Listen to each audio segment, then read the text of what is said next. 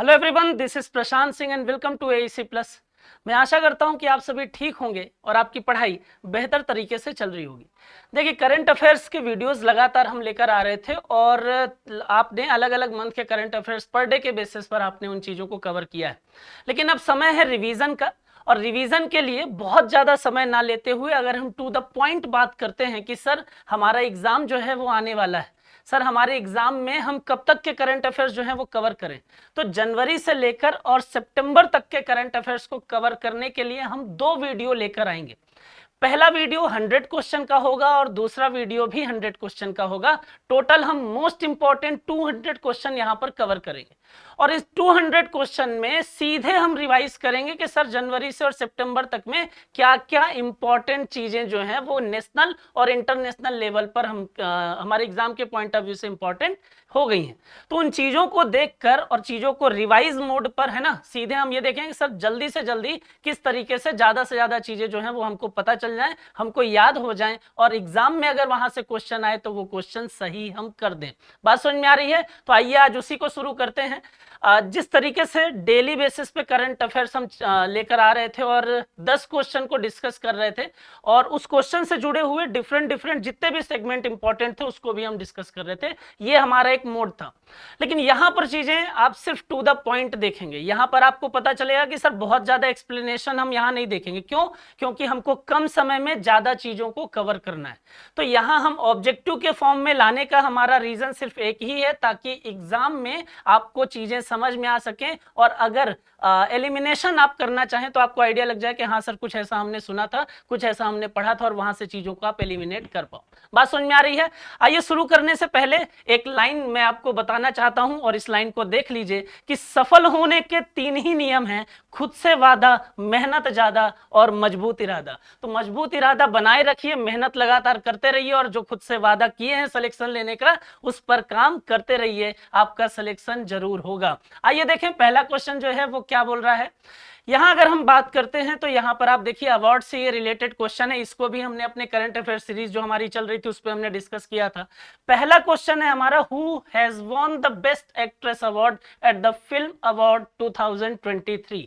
Film पुरस्कार 2023 59वें। ये भी देखिए कभी कभी ये भी पूछ सकता है कि कौन से नंबर का है ये, ठीक है, तो 69th नंबर का ये है, याद रखिएगा। तो यहां पर बोल रहा है कि फिल्म पुरस्कार 2023 उनहत्तर, यहां अगर आप देखेंगे, माफ करिएगा 59 नहीं, 69वें सर्वश्रेष्ठ अभिनेत्री का अवार्ड किसने जीता है, तो यहां पर फोटो देखकर आपको समझ में आ ही रहा होगा, सर आलिया भट्ट। ठीक है, अब आलिया भट्ट के साथ और किसने, तो एक नाम और याद रखिए। यहां पर देखिए एलिमिनेट कैसे कर सकते, पहली चीज तो समझ में आ गई, याद है, सर आलिया भट्ट, राइट। और दूसरा आप देखिए करीना कपूर खान। करीना कपूर खान की अभी बहुत ज्यादा एक लंबे समय से मूवी नहीं आई है, बात समझ में आ रही है। और कृति सेनन जो है वो लगातार बनी हुई है, इसलिए इसका राइट आंसर क्या हो जाता है, आलिया भट्ट एंड कृति सेनन। बात समझ में आ रही है। तो देखिए कभी कभी हमसे आंसर जो है वो डायरेक्टली याद नहीं होते, लेकिन आप एलिमिनेशन मेथड से भी सही आंसर तक पहुंच सकते हैं। लेकिन उसके लिए जरूरी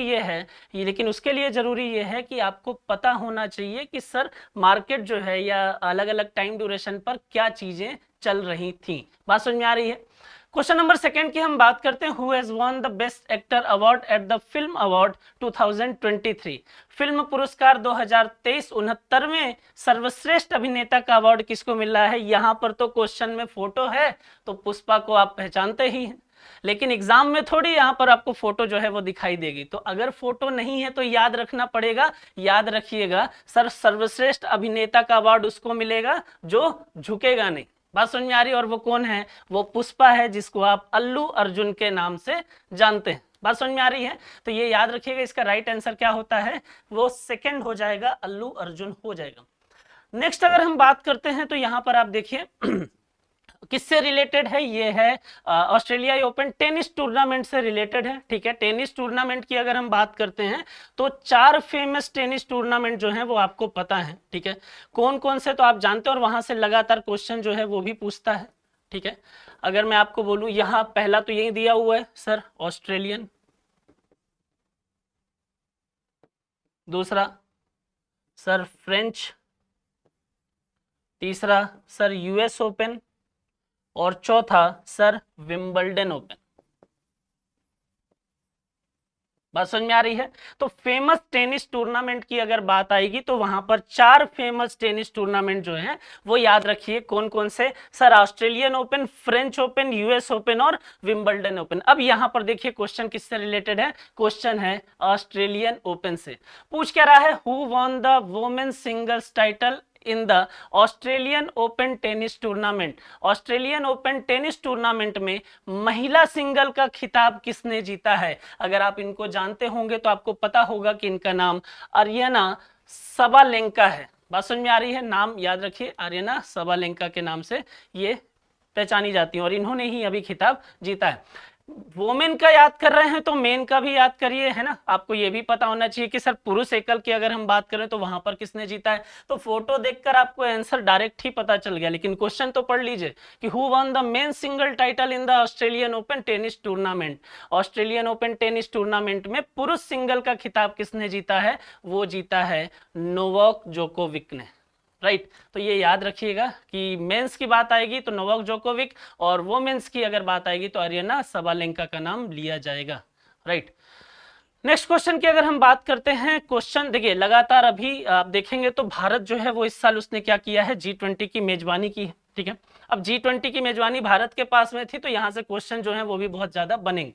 आपके आने वाले एग्जाम में आपको 2-3 टॉपिक को बहुत अच्छे से करके जाना पड़ेगा। पहला G20, दूसरा सोलर मिशन, तीसरा चंद्रयान। बात समझ में आ रही है? ये 3 टॉपिक ऐसे हैं जो आपके आगे आने वाले एग्जाम में यहां से क्वेश्चन पूछेगा ही पूछेगा, और तीनों टॉपिक को हमने कवर किया है। तीनों टॉपिक में जो जो चीजें हो रही थी सबको हमने अपने करंट अफेयर सीरीज में डिस्कस किया है। बात समझ में आ रही है? तो यहाँ पर अगर मान लीजिए आप डायरेक्टली हम यहाँ कर रहे हैं और आपको लग रहा है सर हमने तो पढ़ा ही नहीं है, तो वीडियोस डले हुए हैं ना, जाकर और वीडियोस जो है उसको आप देखिए और प्रॉपरली जो है उसके नोट्स भी आप बना लीजिए और बहुत जल्दी उसको रिवाइज करिए, है ना, अगर आपके एग्जाम में समय कम है तो। क्वेश्चन नंबर 5 की हम बात करते हैं। ठीक है, क्वेश्चन नंबर 5 की अगर बात करें तो बोल रहा है कि which edition of G20 summit is being held in 2023। 2023 में G20 शिखर सम्मेलन का कौन सा संस्करण आयोजित किया जा रहा है?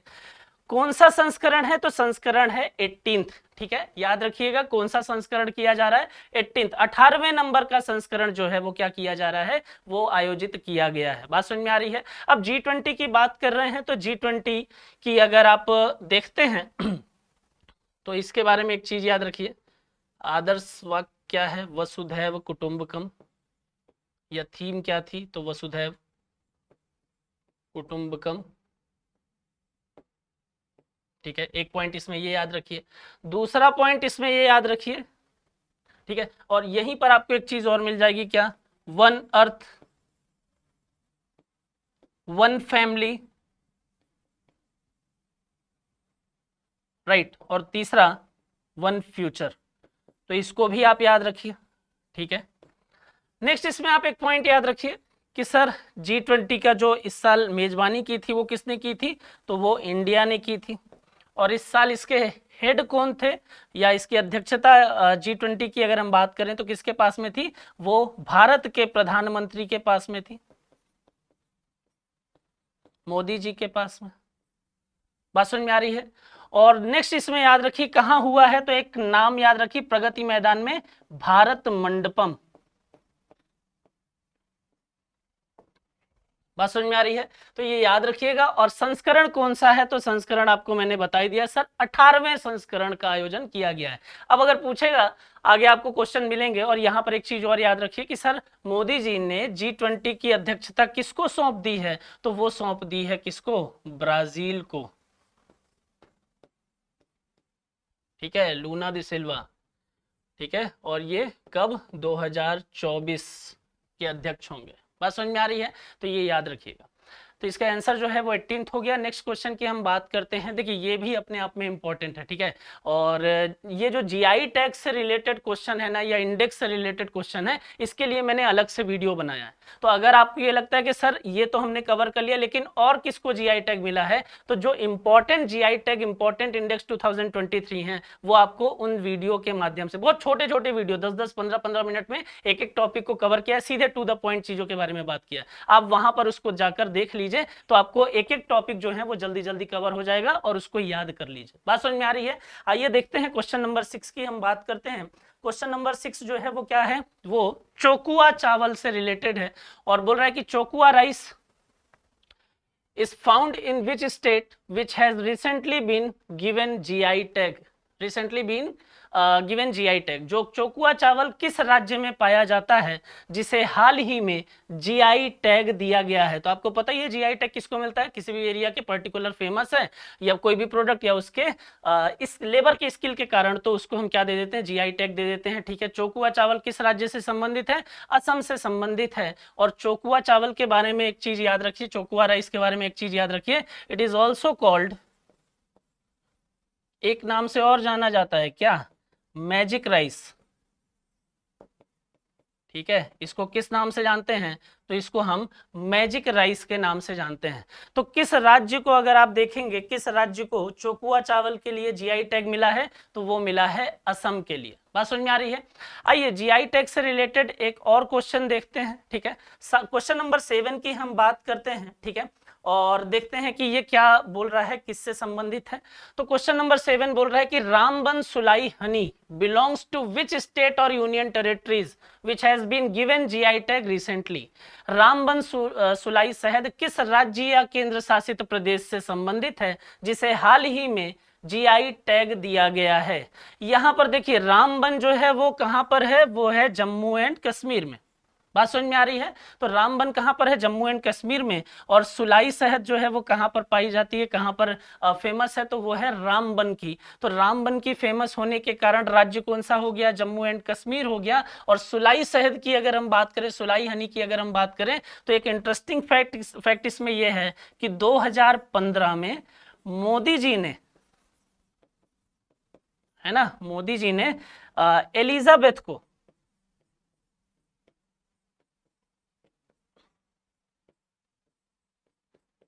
ठीक है, मोदी जी ने एलिजाबेथ को क्या दिया था, ये उपहार स्वरूप जो है वो दिया था सुलाई हनी। इसकी पॉपुलैरिटी आपको इस चीज से समझ में आ रही होगी। बात समझ में आ रही है?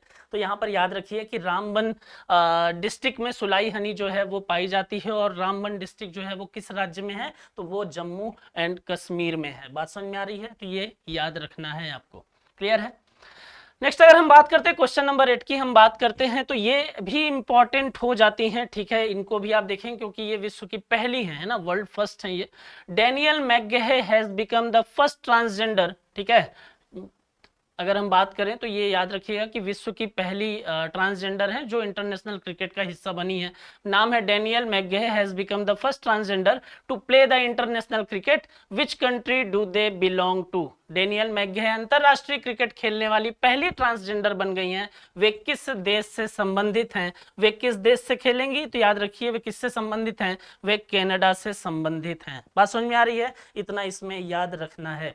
ठीक है, नेक्स्ट पॉइंट की हम बात करते हैं। अरे ये तो बहुत ही ज्यादा इंपॉर्टेंट है, आदित्य L1, चंद्रयान, G20, इसके टॉपिक अगर आपको मिल रहे हैं तो इसके क्वेश्चन, एक भी क्वेश्चन छोड़कर मत जाइएगा। अब बात करते हैं आदित्य L1 की। तो आदित्य L1 जो है वो तो पहली चीज आपको पता है कि सर किससे रिलेटेड है, ये सोलर मिशन से रिलेटेड है। बात समझ में आ रही? नाम से ही आइडिया लग गया सर किससे रिलेटेड है, सोलर मिशन से रिलेटेड है। और इसको लॉन्च कब किया गया था, तो 2 सितंबर। ठीक है, याद रखिए कौन सा है ये सोलर मिशन। बात समझ में आ रही है? किससे मतलब इसको लॉन्च कब किया गया, इसको लॉन्च किया 2023, है ना, 2 सितंबर 2023। ठीक है, और कौन सा सोलर मिशन है अगर हम बात करेंगे तो ये याद रखिएगा, ये भारत का पहला सोलर मिशन है। बात समझ में आ रही है? ये फर्स्ट सोलर मिशन है। ठीक है, तो ये कब किया गया था, ये किया गया 2 सितंबर 2023 में। सोलर मिशन है, नाम किस कैसे पड़ा है, तो सूरज का एक पर्यायवाची होता है आदित्य, तो आदित्य ले लिया और कहां पे जाके ये ऑब्जर्वेशन करेगा सूर्य की, तो वो करेगा लैग्रेंज पॉइंट 1 से। बात समझ में आ रही है? तो इसलिए इसको क्या बोल दिया, आदित्य L1 बोल दिया। और इसको क्या बोलते हैं, इसको बोलते हैं लैग्रेंज पॉइंट। अभी तक 5 लैग्रेंज पॉइंट जो हैं वो देखने को मिले। बात समझ में आ रही, उनकी जानकारी मिली है, L1, L2, L3, L4 और L5, राइट। लेकिन आदित्य L1 का अगर आपसे पूछेगा तो कहां पर रहेगा, वो नाम में ही आइडिया है, लैग्रेंज पॉइंट 1 पर रहेगा। क्वेश्चन नंबर 10 की बात करते हैं। क्वेश्चन ये भी बहुत ज्यादा इंपॉर्टेंट है, ठीक है, ये तो मतलब बहुत ही ज्यादा इंपॉर्टेंट है। ये कौन सा, अगर आप देखेंगे अमेंडमेंट कौन सा है, तो ये है तो 128, लेकिन है क्या इसमें, किन चीजों की बात हो रही है, तो वो उसके बारे में हम बात करते हैं। देखिए क्या पूछ रहा है, Which amendment of the Constitution is the recently filed नारी शक्ति वंदन एक्ट 2023?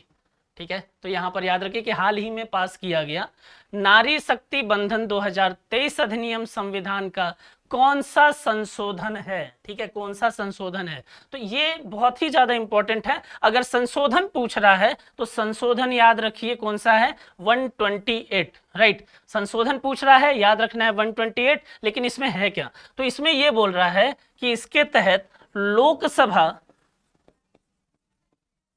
ठीक है, और सभी विधानसभाओं में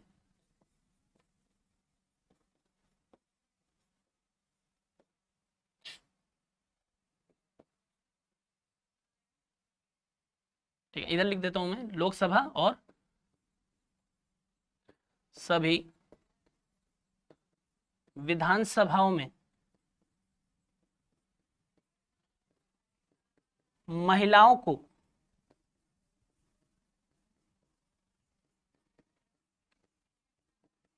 33% का आरक्षण।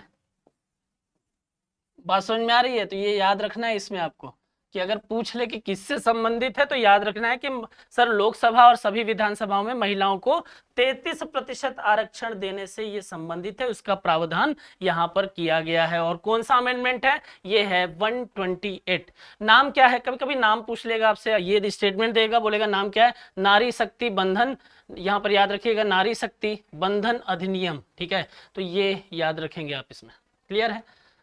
चलिए क्वेश्चन नंबर 11 की हम बात करते हैं। क्वेश्चन नंबर 11 जो है वो भी आपने किया है ना। और यहाँ पर देखिए कि who among the following has recently been appointed as the new president of Film and Television Institute of India, जिसको आप FTII के नाम से जानते हैं। निम्न में से किसे हाल ही में भारतीय फिल्म एंड टेलीविजन संस्थान का नया अध्यक्ष नियुक्त किया गया है। यहां तो फोटो है इसलिए डायरेक्टली पता है आपको, आर माधवन, लेकिन याद कर लीजिएगा सर किसको किया गया, फिल्म एंड टेलीविजन के इंस्टीट्यूट ऑफ इंडिया का नया प्रेसिडेंट कौन है, तो वो बना है, जैसे मान लीजिए इसको ऐसे याद कर लीजिए, सर अध्यक्ष कौन होगा, तो अध्यक्ष होंगे माधव। ठीक है, तो माधव से याद रखिए, श्री कृष्ण से याद रखिए क्या, माधवन। ठीक है, तो ये ऐसे इसको याद कर सकते हैं। ठीक है, क्वेश्चन नंबर 12 की हम बात करते हैं। क्वेश्चन नंबर 12 जो है वो क्या बोल रहा है, तो बोल रहा है षणमुग, क्वेश्चन नंबर 10 बोल रहा है कि Shanmugaratnam has recently been the elected as the president of which country. ठीक है, षणमुगरत्नम को हाल ही में किस देश के राष्ट्रपति के रूप में चुना गया है, याद रखना है सिंगापुर। सीधे टू द पॉइंट है ना, बहुत ज्यादा आपको इनके बारे में और जानने की आवश्यकता अभी फिलहाल नहीं है रिवीजन के टाइम पर, और पहले हमने चर्चा की हुई है। बात समझ में आ रही है। क्वेश्चन नंबर 13 की हम बात करते हैं। क्वेश्चन नंबर 13 जो है वो क्या बोल रहा है उसको भी देख लीजिए। Which governor has been given the A+ rating, ये क्वेश्चन भी मैंने कराया है डिटेल में आपको, in the global finance central report 2023, global finance central report 2023 में किस गवर्नर को A+ रेटिंग जो है वो दी गई है, किसको दी गई है, वो दी गई है भारत के वर्तमान RBI के गवर्नर शक्तिकांत दास को। ठीक है, फोटो भी दिखाई दे रही है तो आपको चीजें पता ही होंगी। क्वेश्चन नंबर 14 की हम बात करते हैं। क्वेश्चन नंबर 14 बोल रहा है कि recently who has been appointed as the new chief of the press information bureau. अगर हम देखें तो PIB के बारे में आपको पता ही है ना, प्रेस इंफॉर्मेशन ब्यूरो के बारे में आपको पता ही है कि सर ई गवर्नेंस के फील्ड में गवर्नमेंट के द्वारा जितनी भी योजनाएं चलाई जा रही हैं, जो भी सर्विसेज प्रदान की जा रही हैं, उन सबको डिजिटलाइजेशन के दौर में लोगों तक पहुंचाने के लिए प्रेस इंडिया ब्यूरो जो है, प्रेस इंफॉर्मेशन ब्यूरो जो है वो काम करता है, जिसको PIB के नाम से जानते हैं। और यहाँ पर अगर आप देखेंगे तो प्रेस इंफॉर्मेशन ब्यूरो के जो नए चीफ बने हैं वो कौन है, तो उनका नाम है, अगर फोटो से पहचानते हैं तो वेल एंड गुड, नहीं पहचानते तो कोई समस्या नहीं है, नाम है मनीष देसाई। बात समझ में आ रही है, तो याद रखिएगा मनीष देसाई जो है वो नए चीफ बने हैं, कहाँ के, PM, कहाँ के बने हैं, वो बने हैं PIB के। स्पोर्ट्स से रिलेटेड है, इसके बारे में चीजें आपको पता भी होंगी और हमने किया भी है इसका क्वेश्चन, तो आपको याद भी होगा, नहीं याद है कोई समस्या नहीं, आइए देख लेते हैं। Which team has won the title of recently held Asia cup 2023। ठीक है, 2023 का एशिया कप की अगर हम बात करते हैं तो किसने इसका खिताब जीता है। ठीक है, ये मैच ऐसा था, इंडिया ने वैसे जीता है, किसको हराकर जीता है, तो श्रीलंका को हराकर। राइट आंसर क्या हो जाएगा, इंडिया हो जाएगा। ठीक है, मतलब 50-51 रन पर ऑल आउट हो गई पूरी की पूरी टीम, और मतलब लग रहा था कि प्रैक्टिस मैच है। बात समझ में आ रही है, तो ये याद रखिएगा। ठीक है, इसका आंसर जो है वो इंडिया है। किसको हराया अगर पूछेगा तो याद रखिए श्रीलंका को हराया। क्लियर है। चलिए क्वेश्चन नंबर 16 की हम बात करते हैं। World weight lifting championship 2023 is being organised in which of the following countries. कहां पर हो रही है, याद रखना है, सऊदी अरब में हो रही है। बात समझ में, कहां पर हुआ है, सऊदी अरब में हुआ है।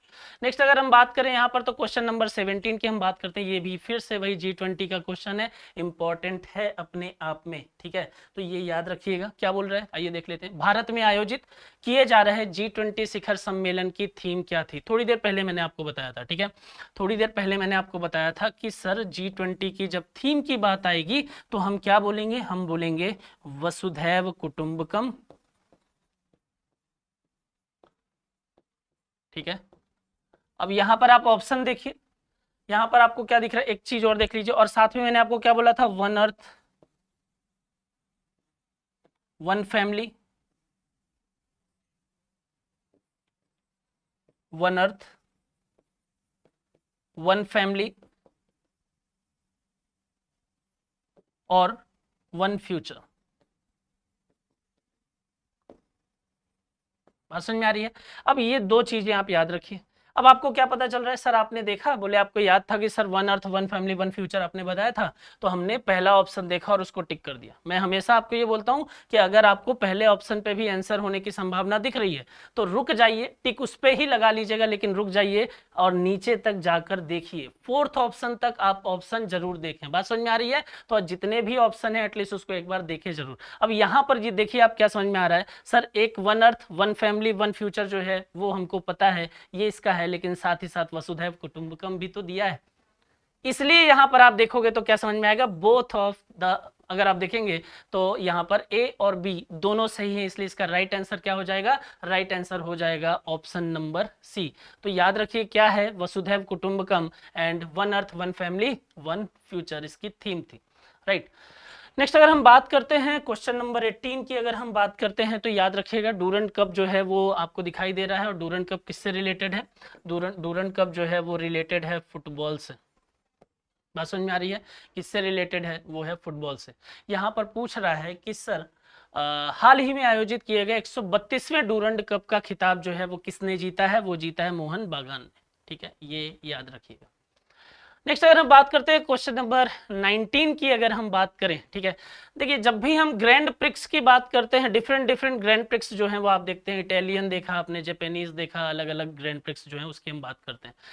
अगर आपको ये नहीं पता है कि सर इसमें आंसर क्या होगा, अगर आपको नहीं पता है, आप एकदम श्योर शॉट नहीं है, तो ज्यादातर केस में मैंने आपको बताया है किस पर टिक करना है, मैक्स वर्स्टापेन पर टिक करना है। बात समझ में आ रही है। अब जैसे मान लीजिए कि यहाँ पर नहीं पता है, मैक्स वर्स्टापेन जो है उन्होंने जीता है, अब हम आंसर की अगर बात करेंगे तो आपको क्या पता चलेगा, सर मैक्स वर्स्टापेन ही है। ये इसलिए बोल रहा हूं क्योंकि ज्यादातर ग्रैंड प्रिक्स पे जो विजेता हुए हैं, जो विनर हुए हैं, उनका नाम मैक्स वर्स्टापेन ही है। बात समझ में आ रही है। तो ये तब का केस है जब आपको आंसर नहीं पता, लेकिन जब पता है तो तब तो डायरेक्टली लगा दीजिएगा ना। अब जैसे हमने लगा दिया है डायरेक्टली, तो हमको पता है। बात समझ में आ रही है। तो याद रखिएगा, निम्न में से कौन इटालियन ग्रैंड प्रिक्स में लगातार 10वीं बार जीतने वाले पहले खिलाड़ी बन गए हैं, नाम है उनका मैक्स वर्स्टापेन। नेक्स्ट अगर हम बात करते हैं तो यहां पर आप देखिए तो who has become the first Indian to be elected the international sport federation, IESF के नाम से ये जाना जाता है। ठीक है, इंटरनेशनल ई स्पोर्ट फेडरेशन में चुने जाने वाले पहले भारतीय कौन बन गए हैं। तो अगर ये आप देखेंगे तो याद रखिए कि सर किसको चुना गया है। ठीक है, सरनेम इनका याद रख सकते हैं, सर लोकेश को चुना गया। लोकेश कौन, लोकेश सूजी। बात समझ में आ रही है, तो ये याद रखिएगा। ठीक है, किसको चुना गया, लोकेश सूजी को चुना गया है। क्वेश्चन ये भी इंपॉर्टेंट, ठीक है। ये हमारा तीसरा टॉपिक। अभी तक अगर हम बात करें तो आपने चंद्रयान मतलब अगर हम देखें तो 3 टॉपिक मैंने आपको बताए हैं। मैंने बताया कि सर G20, मैंने बताया चंद्रयान, और फिर मैंने आपको वहां पर बताया क्या, वहां पर मैंने बताया आदित्य L1, ठीक है। तो इसको भी याद रखेंगे। अब क्वेश्चन ये पूछ रहा है, आपको ये समझ में आ गया ना कि sir Aditya L1 was the, अगर क्वेश्चन देखें तो Aditya L1 was launched with which rocket, तो यहाँ पर आपको ये पता है कि सर आदित्य L1 है क्या, तो आदित्य L1 जो है वो एक सोलर मिशन है, ये भी आपको पता है, ठीक है। 2 सितंबर को लॉन्च हुआ है, ये भी आपको पता है। अब पूछ रहा है कि सर किस व्हीकल से लॉन्च हुआ है, किससे लॉन्च हुआ है, तो वो हुआ है PSLV C57। समझ में आ रही है, किससे लॉन्च हुआ है, PSLV C57। तो इसमें एक पॉइंट आपको ये भी याद रखना पड़ेगा, PSLV C57 से ये लॉन्च हुआ है, ठीक है। नेक्स्ट क्वेश्चन की हम बात करते हैं, ठीक है। देखिए ये भी अपने आप में बहुत ज्यादा इंपॉर्टेंट है, काशी कल्चर पाथवे, ठीक है। काशी कल्चर पाथवे नाम जरूर याद रखिए, ठीक है। काशी जो है इसको ऐसे याद रखिए, काशी की अगर हम बात करें तो काशी में क्या है, सबसे ज्यादा भगवान है, और भगवान को हम बोलते हैं गॉड, तो ये G से हो गया गॉड, और G20, ठीक है।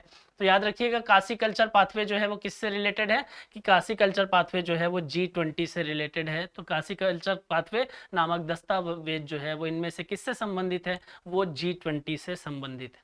बात समझ में आ रही है, याद रखिएगा, डायरेक्टली पूछेगा आपसे, ठीक है। क्वेश्चन नंबर 23 की हम बात करते हैं। क्वेश्चन नंबर 23 जो है वो क्या बोल रहा है, क्वेश्चन नंबर 23 बोल रहा है कि who has recently been the honoured with the Ramon Magsaysay award 2023।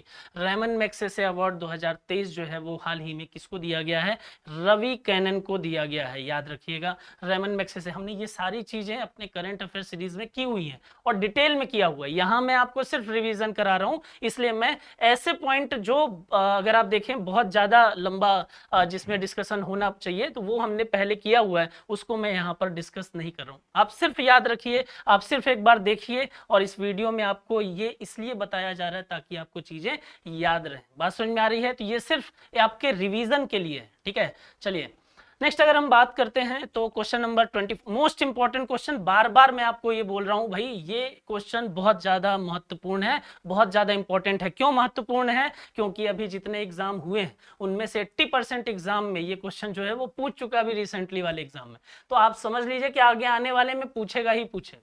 बात समझ में आ रही है, तो ये बहुत ज्यादा चर्चा में है। तो यहाँ पर बोल रहा है कि who has recently been appointed as the first women chairperson of the Indian railway. हाल ही में किसे रेलवे बोर्ड की पहली महिला अध्यक्ष के रूप में नियुक्त किया गया है, इनका नाम है जया वर्मा सिन्हा,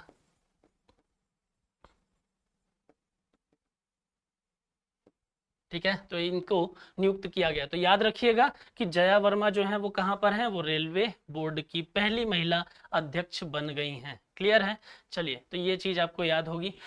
क्वेश्चन नंबर 25 की बात करते हैं। क्वेश्चन नंबर 25 को हम देखते हैं, ये भी महत्वपूर्ण है। गीतिका श्रीवास्तव, ठीक है, गीतिका श्रीवास्तव जो है has become India's first women in charge of which of the following country.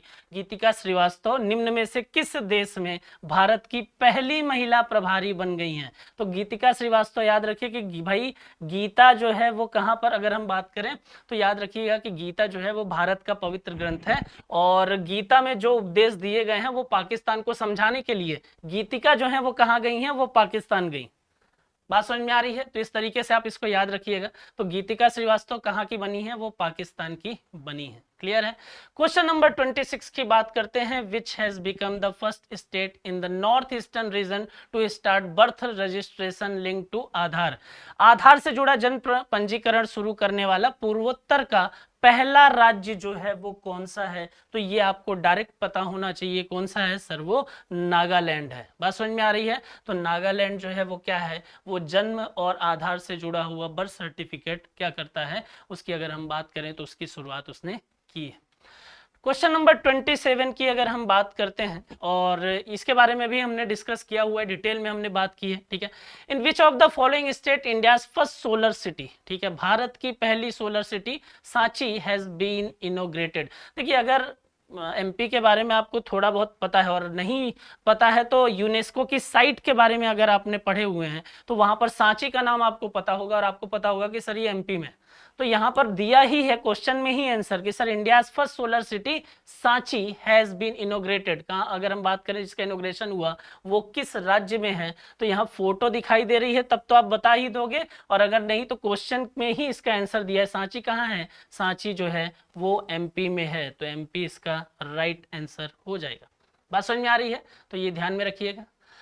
Question number 28 की हम बात करते हैं, ठीक है। क्वेश्चन नंबर 28 जो है वो क्या बोल रहा है, एक बार देख लीजिए उसको।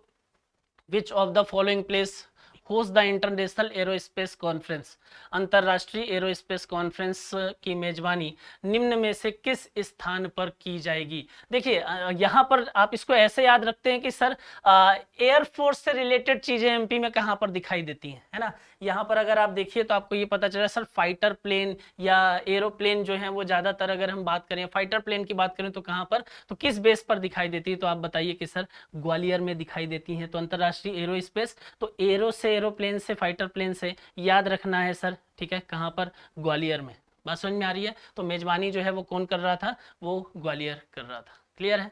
क्वेश्चन नंबर 29 की हम बात करते हैं, ठीक है। क्वेश्चन नंबर 29 जो है वो भी डायरेक्टली याद रखना है आपको। सातो किलमैन को हाल ही में किस देश के प्रधानमंत्री के रूप में चुना गया है, ठीक है, याद रखिए वानुएतु, ठीक है, वानुएतु जो है उसका प्रधानमंत्री चुना गया है, किसको, सातो किलमैन को। बात समझ में आ रही है। तो ये क्वेश्चन नंबर 29 का आंसर होगा। क्वेश्चन नंबर 30 की अगर हम बात करते हैं, ठीक है, ये भी हमने किया है, अवार्ड से रिलेटेड है, ठीक है। Who has won the best feature film award at the film award 2023, film पुरस्कार 2023 69वां में सर्वश्रेष्ठ फीचर फिल्म का अवार्ड जो है वो किसने जीता है, वो जीता है रॉकट्री द नंबी इफेक्ट ने। बात समझ में आ रही है। तो इसका राइट आंसर जो है वो डायरेक्टली याद रखना है आपको, ठीक है। देखिए बहुत लगातार अगर हम क्वेश्चन कर रहे हैं, लगातार अगर चीज़ों को देख रहे हैं, तो वहाँ पर आप थोड़ा सा अपने आप को मोटिवेट रखने के भी प्रयास करते रहिएगा। ऐसा ना हो कि रटने के चक्कर पे बस लगे हुए हैं और चीज़ें जो हैं वो गायब होती चली जा रही हैं। बात समझ में आ रही है। तो ये आपके लिए जो मेरे पास लाइन है ना, अगर यहाँ पर देखें कि जिंदगी की असली चाल वही समझता है जो सफर की धूल को भी गुलाल समझता है। मतलब अगर बात समझ में आ रही है, आपकी जो मेहनत का समय है, आपका जो प्रिपरेशन का टाइम ड्यूरेशन है, उस समय की भी आप अहमियत को अगर आप समझते हैं, तो वहां पर फिर जब आप सक्सेस पाएंगे, सक्सेस मिलेगी, तब वहां पर आपकी सक्सेस को चार चांद लगेगा आपके मेहनत के आधार पर। तो ये याद रखिएगा कि अगर जीवन की हम बात करें तो जीवन की असली चाल जो है वो किससे समझ में आएगी, वो आपके सफर की धूल से समझ में आएगी। जो धूल नहीं है वो गुलाल है। बात समझ में आ रही है। याद रखिए और अपने आप को खुद भी मोटिवेट करते रहिए, है ना, कि भाई एग्जाम निकालना है, कैसे नहीं निकलेगा, हमको ही तो निकालना है। बात समझ में आ रही है। तो बस लगे रहिए, प्रयास करते रहिए और एग्जाम आपका जरूर निकलेगा। चलिए आइए फिर से शुरू करते हैं। क्वेश्चन नंबर 31 की हम बात करते हैं और ये क्वेश्चन जो है ये भी इंपॉर्टेंट है काफी, ठीक है। Who has recently been appointed as the chairperson of NASSCOM, अभी हाल ही में किसे नेस्कॉम का चेयरपर्सन नियुक्त किया गया है। अगर आप देखेंगे तो वो है राजेश नेम्बियार, ठीक है। तो अगर आप याद रखिएगा नेस्कॉम के जो चेयरपर्सन नियुक्त किए गए हैं वो कौन है, वो है राजेश नेम्बियार, ठीक है। तो इसका राइट आंसर जो है वो क्या हो जाएगा, राजेश नेम्बियार हो जाएगा। क्वेश्चन नंबर 32 की बात करते हैं। फिर से ये किससे रिलेटेड है, G20, इसलिए बहुत ज्यादा इंपॉर्टेंट है, ठीक है। क्वेश्चन नंबर 32 जो है वो क्या बोल रहा है, एक बार देख लेते हैं। क्वेश्चन नंबर 32 बोल रहा है कि G20 शिखर सम्मेलन के बारे में जानकारी प्रदान करने के लिए लॉन्च किए गए ऐप का नाम क्या है। अब देखिए यहाँ पर तो सारी चीजें मिलती जुलती दिख रही हैं, ठीक है। इसको ऐसे याद रखिए कि सर G20 समिट हुई है तो G20 सब में कॉमन है, ठीक है। तो अब कैसे एलिमिनेट करें, तो इसको ऐसे याद रखिए कि सर G20 अगर हम बात करें तो भारत में हुआ है और भारत का नाम जो है, इंडिया का नाम जो है वो क्या करने की बात हो रही है, भारत करने की बात हो रही है। लेकिन अभी पूरे तरीके से हमने उसको एग्जीक्यूट नहीं किया है। बात समझ में आ रही है। तो अभी क्या चल रहा है, अभी G20 इंडिया, अभी क्या बोल रहे हैं, अभी इंडिया बोल रहे हैं ज्यादातर जगहों पर। तो याद रखिए कि G20 समिट हुई है और कहाँ हुई है, इंडिया में हुई है, इसलिए G20 इंडिया जो है वो इसका राइट आंसर हो जाएगा। क्लियर है। तो याद रखिएगा ऐप का नाम क्या है, G20 इंडिया है, ठीक है। नेक्स्ट अगर हम बात करते हैं who has chaired the G20 summit 2022। देखिए यहां पर अगर हम बात करें ना G20 समिट की, तो इसमें आपको 3 पॉइंट तो बहुत ही ज्यादा इंपॉर्टेंट है, वो आपको जरूर याद रखने पड़ेंगे, ठीक है। क्या क्या वो भी देख लीजिए। एक पॉइंट ये इंपॉर्टेंट है कि G20 का भारत की अगर हम बात करें, भारत ने 2023 की अध्यक्षता की है। किसके पास में थी? इंडिया के पास में थी। उसके बाद अगर हम बात करें तो 2024 की अध्यक्षता मोदी जी ने किसको सौंपी है? वो सौंपी है ब्राजील को। और तीसरी अगर हम बात करें तो 2022, जो क्वेश्चन में आपसे पूछ रहा है कि सर 2022 की अध्यक्षता किसने की थी, वो की थी इंडोनेशिया ने। ठीक है, इसलिए इसका राइट आंसर क्या हो जाएगा? 2022 का पूछ रहा है तो राइट आंसर क्या हो जाएगा? इंडोनेशिया हो जाएगा। क्लियर है? चलिए क्वेश्चन नंबर 34 की हम बात करते हैं। क्वेश्चन नंबर 34 जो है वो क्या बोल रहा है? डायरेक्ट बुक है, बुक का नाम यहाँ देखिए, मैं आपको क्या बोल रहा हूँ, अपॉइंटमेंट हो गए, बुक हो गए, ठीक है, अवार्ड हो गए, इंडेक्सेस हो गए। इस टॉपिक के मैंने बहुत शॉर्ट वीडियो बनाए हुए हैं, ठीक है, और लेटेस्ट वीडियो बनाए हुए हैं जो अभी 2023 के सबसे नवीनतम। बात समझ में आ रही है? तो वहां पर जाकर उन चीजों को कवर कर लीजिए। बात समझ में आ रही है? तो यहां पर हमने आप देखेंगे तो जो 1 2 3 तो हमने कवर किया हुआ है, लेकिन और भी जो बुक हैं, और भी जो इंडेक्स हैं, और भी जो अलग अलग टॉपिक से रिलेटेड चीजें, जीआई टैग वगैरह है, तो उसके लिए आप क्या करिए, वो वीडियो जाकर देखिए और फटाफट उसको याद कर लीजिए। आइए देखते हैं यहाँ पर अगर हम बात करें तो who has written the book Fire on the Ganges. Fire on the Ganges नामक किताब किसके द्वारा लिखी गई है? डायरेक्ट याद रखिए, राधिका अयंगर ने इस बुक को लिखा है। ठीक है, नेक्स्ट अगर हम बात करते हैं क्वेश्चन नंबर 35 की अगर बात करें तो क्वेश्चन नंबर 35 क्या बोल रहा है? India's first UPI ATM has been launched at which of the following places.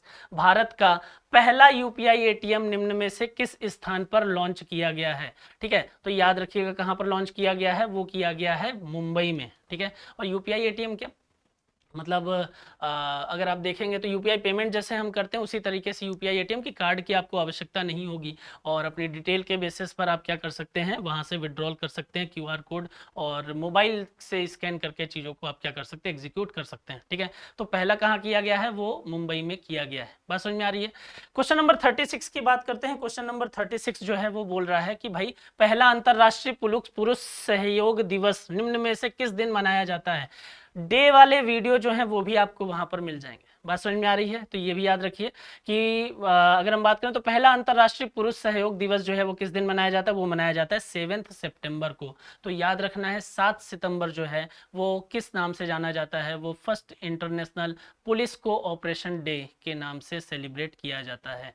ठीक है, चलिए तो हमारा क्वेश्चन नंबर 37 की अगर हम बात करें तो क्वेश्चन नंबर 37 क्या बोल रहा है कि which country has recently launched smart lander for investigating moon SLIM to study the moon. यहां पर अगर हम बात करें तो स्लिम नाम से अगर आप देखेंगे तो चंद्रमा का अध्ययन करने के लिए smart lander for investigating moon, जिसको आप स्लिम के नाम से जानते हैं, किसने लॉन्च किया है अभी हाल ही में? अगर आप देखेंगे तो वो किसने लॉन्च किया है? वो जापान ने लॉन्च किया है। कौन सा मिशन है? एक तो लूनर मिशन ही है, चंद्रमा की ही स्टडी, चंद्रमा का ही अध्ययन करने के लिए जापान के द्वारा क्या किया गया है? स्लिम जो है उसको लॉन्च किया गया। चंद्रयान की हम बात कर रहे हैं, चंद्रमा की बात कर रहे हैं, तो आप ये भी देख लीजिए कि सर इंडिया ने कब कब मिशन ये चलाए हैं। ठीक है, तो इंडिया के बारे में आपको तीसरे मिशन तो पता है कि चंद्रयान 3 जो है वो कब आया? वो 2023 में आया और सक्सेसफुली साउथ पोल पर उसने लैंडिंग की। ठीक है, सॉफ्ट लैंडिंग की। दूसरा इसमें याद रखिए कि चंद्रयान 2 जो है वो कब आया था? 2019 की कहानी थी, और 2008 में चंद्रयान पहली बार, चंद्रयान फर्स्ट जो है वो क्या हुआ था? हमने लॉन्च किया था। तो यहाँ पर 3 ईयर भी आप याद रखिएगा। आप क्या याद रखेंगे? Sir Chandrayaan first 2008, Chandrayaan second 2019, और चंद्रयान थर्ड जो है वो 2023 है। ठीक है, तो ये पॉइंट भी यहाँ पर जरूरी है। ठीक है, यहां पर मैं मेंशन कर देता हूं Chandrayaan first, second and third. ठीक है, चलिए तो स्लिम जो है वो किसने किया है? वो किया है जापान ने। नेक्स्ट अगर हम बात करते, अरे ये तो मतलब देखिए याद रखिएगा। ठीक है, देखने में क्या लग रहा है, नाम के बारे में ही, अपने नाम के हिसाब से ही काला जीरा चावल बोलते हैं इसको। ठीक है, तो आपको लग रहा होगा कि सर ये तो काला जीरा है, ये कैसा ही होगा? तो एक चीज मैं आपको बता देता हूं कि भाई ये जो काला जीरा चावल है ना, इसको हम क्या बोलते हैं? किंग ऑफ राइस के नाम से जानते हैं। बात समझ में आ रही है? अब आप समझ सकते हैं कि इसमें किस प्रकार की खासियत होगी कि एक ऐसा चावल जो चावल का राजा कहलाता है, किंग ऑफ राइस के नाम से जाना जाता है, उसके बारे में हम बात करते हैं। तो काला जीरा चावल, कोरापुट के काला जीरा चावल को हाल ही में जीआई टैग दिया गया है। ये किस, यहाँ पर देखेंगे तो ये किस राज्य में स्थित है, ठीक है। तो ये याद रखिएगा कि कोरापुट कहाँ पर है, तो कोरापुट जो है वो है उड़ीसा में, और काला जीरा चावल कहाँ मिलता है, वो याद रखिए, किसको जीआई टैग दिया गया, वो दिया गया उड़ीसा को। बात समझ में आ रही है, याद रखेंगे। क्वेश्चन नंबर 39 की हम बात करते हैं, ठीक है। क्वेश्चन नंबर 39 जो है ये भी बहुत ज्यादा इंपॉर्टेंट है, ठीक है। और कंट्री जो है वो बात कर रही है देश में वन नेशन वन इलेक्शन से संबंधित चीजों के बारे में सरकार जो है वो बात कर रही है आजकल, और उससे संबंधित उन्होंने एक समिति का गठन किया, एक कमेटी का गठन किया, और उस कमेटी की अगर हम बात करें उसकी अध्यक्षता कौन करेंगे, तो उसकी अध्यक्षता करेंगे श्री रामनाथ कोविंद।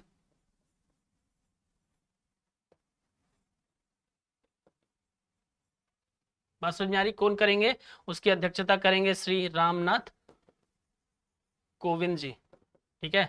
तो याद रखिएगा, अब किसी भी कमेटी के जो हेड होते हैं वो कमेटी उनके नाम से जानी जाती है। बात समझ में आ रही है? तो याद रखिएगा कि इस कमेटी को हम क्या बोलते हैं, हम इस कमेटी को रामनाथ कोविंद कमेटी के नाम से जानते हैं, ठीक है। तो यहां पर पूछ रहा है कि सर इसकी अध्यक्षता कौन कर रहे हैं, तो रामनाथ कोविंद जी कर रहे हैं। इस कमेटी में अगर हम बात करें तो मेंबर कौन कौन से हैं, तो कुछ फेमस मेंबर की आपको मैं बात बता देता हूं टोटल लोगों में से। तो रामनाथ कोविंद जी को मिलाकर यहां पर आप देखेंगे तो टोटल 8 सदस्य हैं। अधीर रंजन चौधरी भी इस समिति का सदस्य है, ठीक है। गुलाम नबी आजाद इस समिति के सदस्य हैं, और अमित शाह जी भी इस समिति के सदस्य हैं। बात समझ में आ रही है? और वहां पर वो किस चीज के लिए रिकमेंड करेंगे सरकार को, वो करेंगे वन नेशन वन इलेक्शन से संबंधित चीजों के बारे में। बात समझ में आ रही है? एक राष्ट्र एक चुनाव की बात की जाएगी। क्वेश्चन नंबर 40 की हम बात करते हैं। Question number 40, street child cricket world cup will be organised at which of the following places, ठीक है। तो यहां पर याद रखिए स्ट्रीट चाइल्ड क्रिकेट विश्व कप का आयोजन किस स्थान पर किया जाएगा, वो किया जाएगा तमिलनाडु में, ठीक है। तो इसका राइट आंसर जो है वो तमिलनाडु है। नेक्स्ट अगर हम बात करते हैं तो वह है which of the following cities has got the top position in the clean air survey. देखिए जहां पर भी स्वच्छता की बात आएगी, ठीक है, यहां पर आप देखिए क्या पूछ रहा है, आपसे बोल रहा है भाई स्वच्छ वायु सर्वेक्षण, ठीक है। तो यहां पर आप देखिए, तो यहां पर डायरेक्टली अगर आप देखेंगे तो स्वच्छ वायु सर्वेक्षण, ठीक है। और इसमें बोल रहा है कि इसमें टॉप पर कौन है, तो इसमें है इंदौर। देखिए इसको ऐसे याद रखिए, जहां पर भी स्वच्छता की बात आएगी, जहां पर भी स्वच्छता की बात आएगी वहां आप डायरेक्टली बोलिए इंदौर, ठीक है। तो स्वच्छता के मामले में इंदौर जो है वो भारत का टॉप पोजीशन पर है। दूसरा इसमें याद रखिए कि इंदौर क्योंकि बहुत ज्यादा साफ सुथरा है, इसलिए क्या हो गया, वो स्मार्ट हो गया। बात समझ में आ रही है? तो जब स्मार्ट हो गया तो अब ये है तो सिटी, तो इसको हमने बोल दिया सर ये स्मार्ट सिटी है। तो स्वच्छता के कारण से स्मार्ट सिटी के बेसिस पर भी इंडिया क्या है, टॉप पर है। बात समझ में आ रही है? तो टॉप पर वही रहेगा जो साफ सुथरा होगा, तो स्वच्छता याद रखिए, और स्वच्छता से क्या हो गया, स्मार्ट बन गए, तो हमने क्या बोला, स्मार्ट सिटी के बेसिस पर भी इंडिया जो है, इंदौर जो है वो क्या हो गया, टॉप पोजीशन पर बैठा हुआ है। बात समझ में आ रही है? तो याद रखिएगा इसका आंसर। नेक्स्ट अगर हम बात करते हैं क्वेश्चन नंबर 42 की, अगर हम बात करते हैं तो 42 क्या बोल रहा है उसके बारे में भी देख लीजिए। क्वेश्चन नंबर 42 बोल रहा है कि संयुक्त राष्ट्र द्वारा जारी की गई जेंडर स्नैपशॉट 2023 रिपोर्ट के द्वारा किस वर्ष तक लैंगिक समानता हासिल करने का लक्ष्य तय किया है, ठीक है। यहां पर हमने एम बनाया है किस वर्ष तक हम उसको अचीव कर लेंगे 2023 तक। तो हम एक एम बनाकर चल रहे हैं, गोल बनाकर चल रहे हैं, ठीक है। और वो गोल हमारा कब तक पूरा करने की संभावना है, 2030 तक हम उसको पूरा करने की संभावना लेकर चल रहे हैं। बात समझ में आ रही है? नेक्स्ट हम बात करते हैं क्वेश्चन नंबर 43। क्वेश्चन नंबर 43 के बारे में अगर आप देखेंगे तो वो है वरुण अभ्यास से संबंधित, ठीक है। अब देखिए यहां पर बोल रहा है कि सर वरुण अभ्यास है ना,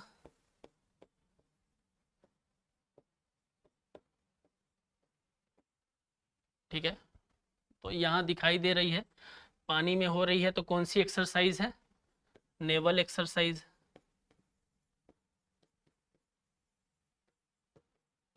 ठीक है। अब क्वेश्चन क्या बोल रहा है?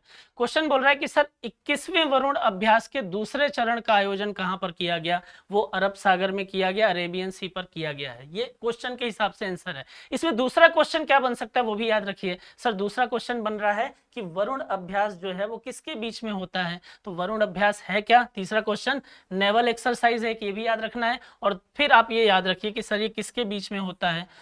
ये होगा भारत और फ्रांस के बीच में। ठीक है, फ्रांस सरकार के द्वारा मोदी जी को एक अवार्ड दिया गया है ना? कौन सा अवार्ड है वो आप मुझे कमेंट करके बता दीजिए। ठीक है, और ये याद रखिएगा कि वरुण अभ्यास जो है वो अरेबियन सी से संबंधित, अरेबियन सी में हुआ। नेवल एक्सरसाइज है किन देशों के बीच में? तो इंडिया और फ्रांस के बीच में होगा। बात समझ में आ रही है? आइए क्वेश्चन नंबर 44 की बात करते हैं। देखिए ये तो फिर से वही है ना, अभी मैं आपको स्टार्टिंग से बात कर रहा था कि सर जो टेनिस टूर्नामेंट है ना, जो टेनिस टूर्नामेंट है उस टेनिस टूर्नामेंट में 4 टूर्नामेंट बहुत ज़्यादा फेमस है। ऑस्ट्रेलियन ओपन, फ्रेंच ओपन, ठीक है, देन अगर आप बात करिए तो यूएस ओपन और विंबलडन ओपन, राइट।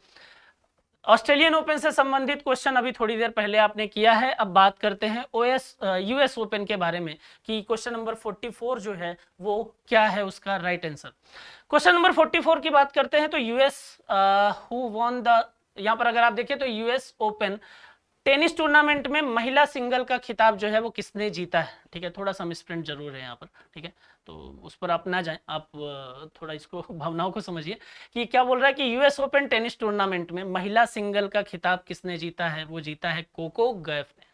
ठीक है, तो याद रखिएगा कोको गैफ ने क्या जीता है? यूएस ओपन टेनिस टूर्नामेंट का महिला सिंगल का खिताब जीता है। महिला की बात हो रही है तो पुरुष की भी बात कर लेते हैं, है ना। यहाँ पर जेंडर इक्वेलिटी की बात हो रही थी, अभी थोड़ी देर पहले हमने देखा था, तो पुरुषों को क्यों पीछे रखें, तो वो भी देख लीजिए। Who won the men's singles title in the US Open tennis tournament? US open tennis tournament में पुरुष सिंगल का खिताब किसने जीता है? फोटो देख के तो आइडिया लग गया, लेकिन फोटो याद नहीं रहेगी, फोटो पेपर पर नहीं मिलेगी, तो यहाँ पर याद रखना है कि सर किसने जीता है? नोवाक जोकोविच ने ये अवार्ड भी जीता है, ये खिताब भी जीता है। बात समझ में आ रही है? नेक्स्ट अगर हम बात करते हैं क्वेश्चन नंबर 46 की, अगर हम बात करते हैं तो क्वेश्चन नंबर 46 जो है वो क्या बोल रहा है? वो बोल रहा है अंडरग्राउंड ट्रांसफार्मर, है ना। अब अंडरग्राउंड ट्रांसफार्मर से रिलेटेड अगर चीजों की बात करें तो क्या है? अब देखिए India's first underground transformer has been unveiled in which city. अब देखिए यहाँ पर अगर आप बात करिए तो ये तो मतलब कुछ नई चीजें हैं ना, कि भाई बढ़िया रिसर्च करके हम नई नई चीजों को लेकर आ रहे हैं, तो ये साइंस के फील्ड में आगे बढ़ रहे हैं ना। तो यहाँ पर एक चीज याद रखिए कि सर इसरो जो है वो स्पेस सिटी भी कहलाता है, साइंस सिटी भी कहलाता है।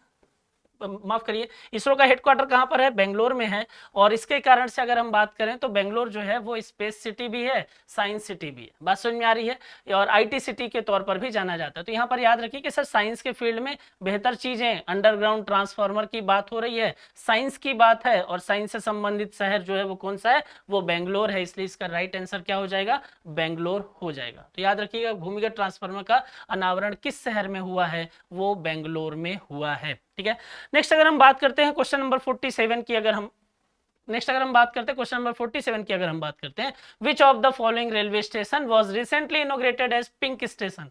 किसी भी चीज में अगर पिंक जुड़ जाए तो उसका संबंध जो है वो किससे हो जाता है? वो महिलाओं से संबंधित हो जाती है। ये चीज आपको पता होगा।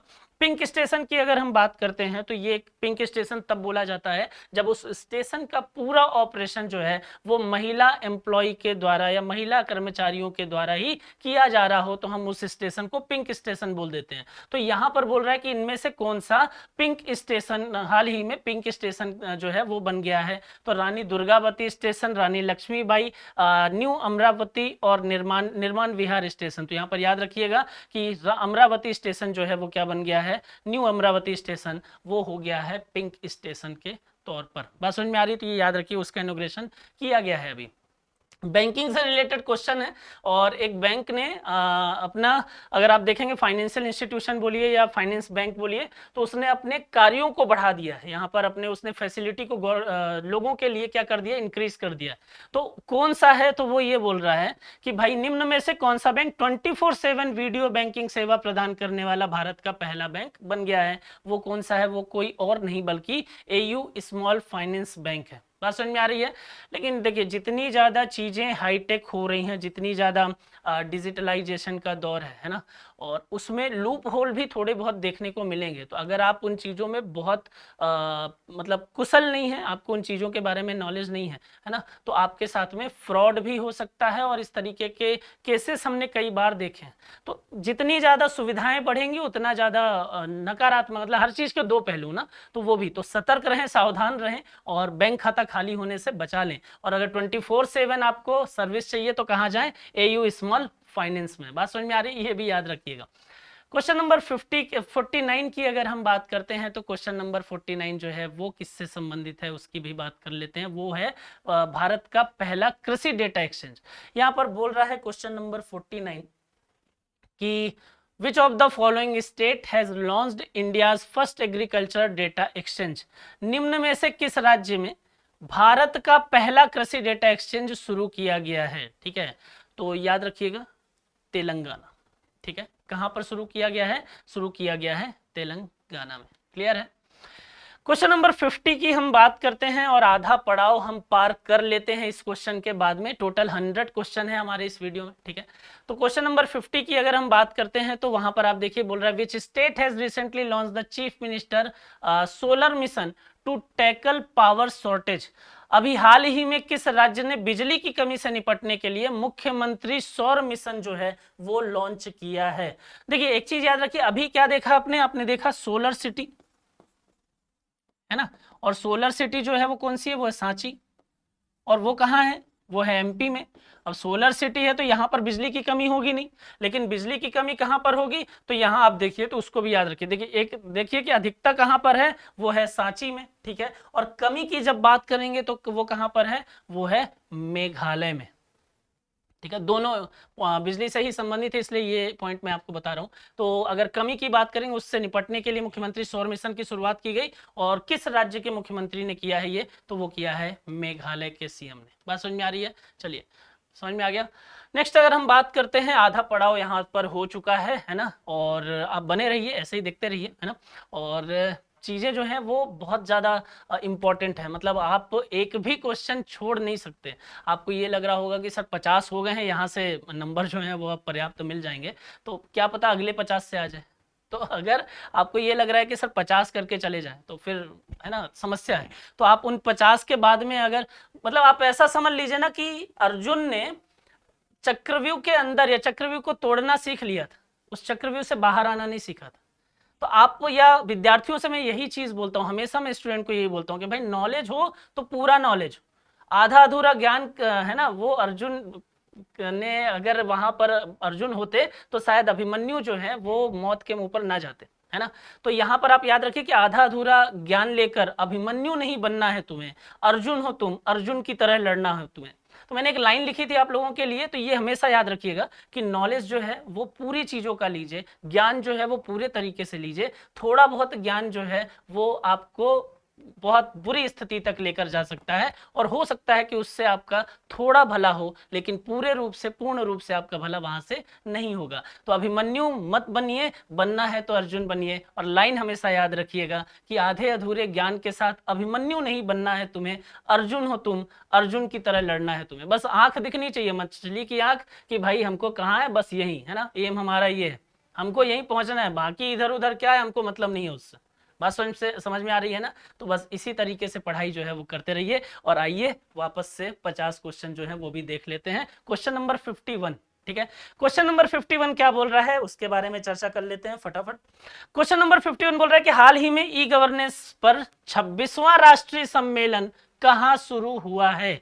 अगर आप देखेंगे तो 26वां राष्ट्रीय सम्मेलन कहाँ पर हुआ? वो हुआ इंदौर में। ठीक है, तो डायरेक्टली याद रखना है राष्ट्रीय सम्मेलन, या इसको आप इस तरीके से याद रखिए, नेशनल लेवल पर जो भी चीजें अगर हो रही हैं तो वो इंडोर हो रही हैं, वो घर के अंदर हो रही हैं। बात समझ में, कंट्री के अंदर हो रही हैं। तो इसको याद रखिए कि भाई देश के अंदर क्या होगा? इंडोर होगा, तो वो इंदौर में हुआ है। बात समझ में आ रही है? चलिए, क्वेश्चन नंबर 52 की अगर हम बात करते हैं तो यहां पर बोल रहा है कि which of the following state has announced to become India's biggest IT hub.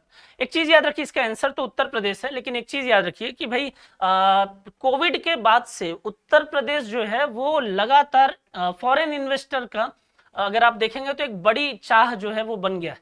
और लगातार उत्तर प्रदेश में इन्वेस्टमेंट जो है वो देखने को मिल रहा है, लगातार एफडीआई का इन्वेस्टमेंट जो है वो वहां पर बढ़ रहा है, ठीक है। और वहां पर सरकार जो है वो ये बोल रही है कि भाई भारत का सबसे बड़ा आईटी हब कहां पर तैयार किया जाएगा, वो कहां तैयार किया जाएगा, वो किया जाएगा उत्तर प्रदेश।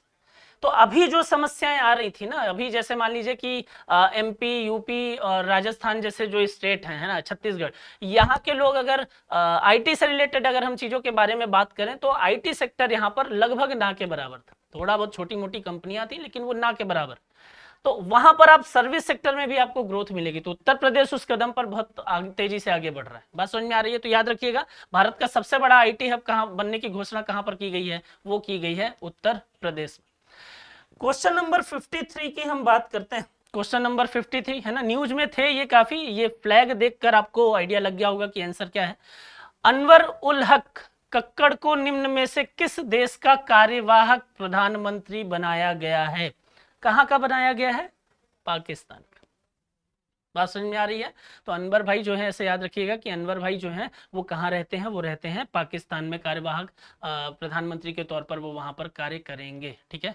नेक्स्ट क्वेश्चन की अगर हम बात करते हैं तो क्वेश्चन नंबर 54 जो है वो हॉकी से रिलेटेड है, और वो बोल रहा है कि who among the following has won the Asian champions trophy 2023 title. Game यहाँ पर याद रखिएगा किस गेम की बात हो रही है, तो ये बहुत बात हो रही है हॉकी की, ठीक है। तो ये याद रखना है आपको। किसने जीता है? तो वो जीता है भारत ने, वो जीता है इंडिया ने। गर्व की बात है भारत के लिए, याद रखिएगा। आप इसको ऐसे याद रख सकते हैं कि जैसे मान लीजिए कि अभी हम क्रिकेट की बात करें तो क्रिकेट में इंडिया टीम जो है वो विश्व की दूसरी ऐसी टीम बन गई है जो तीनों फॉर्मेट में टॉप पर है। जैसे वर्तमान में फर्स्ट रैंकिंग जो है वो इंडिया की है। कौन कौन से तीनों फॉर्मेट? जैसे हम T20 की बात करें तो वहां पर, जैसे अगर हम ओडीआई की बात करें तो वहां पर, और अगर हम टेस्ट की बात करें तो वहां पर भी, ठीक है। तो क्रिकेट टीम जो है वो फर्स्ट हो गई है, और साथ ही साथ हमारा गेम इंप्रूव हो रहा है, हमारी हॉकी टीम जो है वो भी फर्स्ट हो गई है। बात समझ में आ रही है? तो भारत का जो नेशनल गेम है वो भी क्या हो रहा है, ऊपर उठ रहा है। तो आप इस तरीके से याद रखिएगा। एशिया की अगर हम बात करें तो क्रिकेट भी और हॉकी भी, है ना, दोनों ऊपर है। तो अभी किसने जीता है? वो हॉकी ने जीता है, ठीक है, इंडिया ने। क्वेश्चन नंबर 55 की हम बात करते हैं। क्वेश्चन नंबर 55 जो है वो क्या बोल रहा है, ये देख लेते हैं। Which city is the most livable city in the world? The recent ranking released by the Economist Intelligence Unit, EIU के द्वारा भी इसको जाना जाता है। हाल ही में इकोनॉमिस्ट इंटेलिजेंस यूनिट के द्वारा जारी की गई रैंकिंग में कौन सा शहर दुनिया का सबसे रहने योग्य शहर है? ठीक है, तो वो है वियना, ठीक है। तो वो क्या है? वो है वियना। कहाँ? ऑस्ट्रिया में। बात समझ में आ रही है? तो याद रखिएगा, तो सबसे रहने योग्य शहर जो है वो कौन सा है? वो वियना है। बात समझ में आ रही है? चलिए आपके लिए क्वेश्चन दे देते हैं थोड़ा सा, तो मैसेज वैसेज करते रहिएगा तो आपको थोड़ा याद रहेंगी चीजें। मुझे फर्स्ट तो मैंने बता दी सबसे ज्यादा रहने योग्य, आप बता दीजिए सबसे ज्यादा ना रहने योग्य। बात समझ में आ रही है? तो आप मुझे लास्ट बता दीजिएगा कि इस रैंकिंग में लास्ट पोजीशन पर कौन सी कंट्री है। क्लियर है? चलिए, रिसेंटली मेरा बंगाल नशा मुक्त अभियान, है ना, ये याद रखिए, मेरा बंगाल नशा मुक्त अभियान has been launched by which of the following. अब यहां पर आप देखेंगे और आप ऑप्शन पे जाएंगे, ठीक है, आप ऑप्शन पे जाएंगे कि सर बंगाल की बात हो रही है, ममता बनर्जी जो है बंगाल से संबंधित है, इसका राइट आंसर तो बंगाल ही, ये इसका राइट आंसर तो ममता बनर्जी ही हो जाएगा। लेकिन नहीं, बात समझ में आ रही है? कभी कभी हम जैसा सोचते हैं वैसा नहीं होता, हमारे जो लॉजिक है वो गलत बैठ जाते हैं। तो यहाँ पर क्या याद रखना है कि सर मेरा बंगाल नशा मुक्त अभियान जो है वो कौन खत्म करेगा, या इसकी अगर आप देखेंगे बंगाल से नशा को खत्म करने का अभियान जो है वो किसने शुरू किया है? वो किया है महामहिम द्रौपदी मुर्मू जी ने। बात समझ में आ रही है? तो ये याद रखिएगा। तो इसका बंगाल सुनते ही ममता बनर्जी पर टिक मत कर दीजिएगा कि समस्या उत्पन्न हो जाए, नंबर कट जाए आपके, ठीक है। तो याद रखिए द्रौपदी मुर्मू ने किया है क्या? मेरा बंगाल नशा मुक्त अभियान की शुरुआत। क्लियर है? चलिए क्वेश्चन नंबर 57 की बात करते हैं। क्वेश्चन नंबर 57, भारत का पहला ड्रोन परीक्षण केंद्र किस शहर में शुरू किया जाएगा? तो भारत का पहला ड्रोन परीक्षण केंद्र जो है वो कहां पर शुरू होगा? वो शुरू होगा तमिलनाडु में। बात समझ में आ रही है? तो ये भी इसमें याद रखेंगे। नेक्स्ट क्वेश्चन की हम बात करते हैं। क्वेश्चन नंबर 58 की अगर हम बात करते हैं तो 58 में आपको चीजें दिखाई देंगी। देखिए, recently Nehru Memorial has been renamed as Prime Minister Museum and Library. ठीक है, ये नाम, ये क्वेश्चन में ही एक चीज, एक फैक्ट जो है वो याद रखना पड़ेगा। और नेहरू मेमोरियल, ठीक है,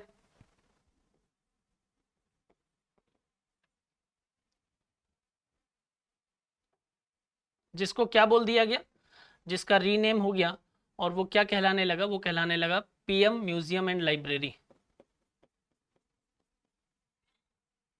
है ना, क्या कहलाने लगा, पीएम म्यूजियम एंड लाइब्रेरी। बात समझ में आ रही है, Nehru memorial PM museum and library के नाम से हो गया है, ठीक है। इसकी स्थापना की अगर बात करते हैं तो इसकी स्थापना की किसने, तो किया है स्थापना बलराम नंदा ने,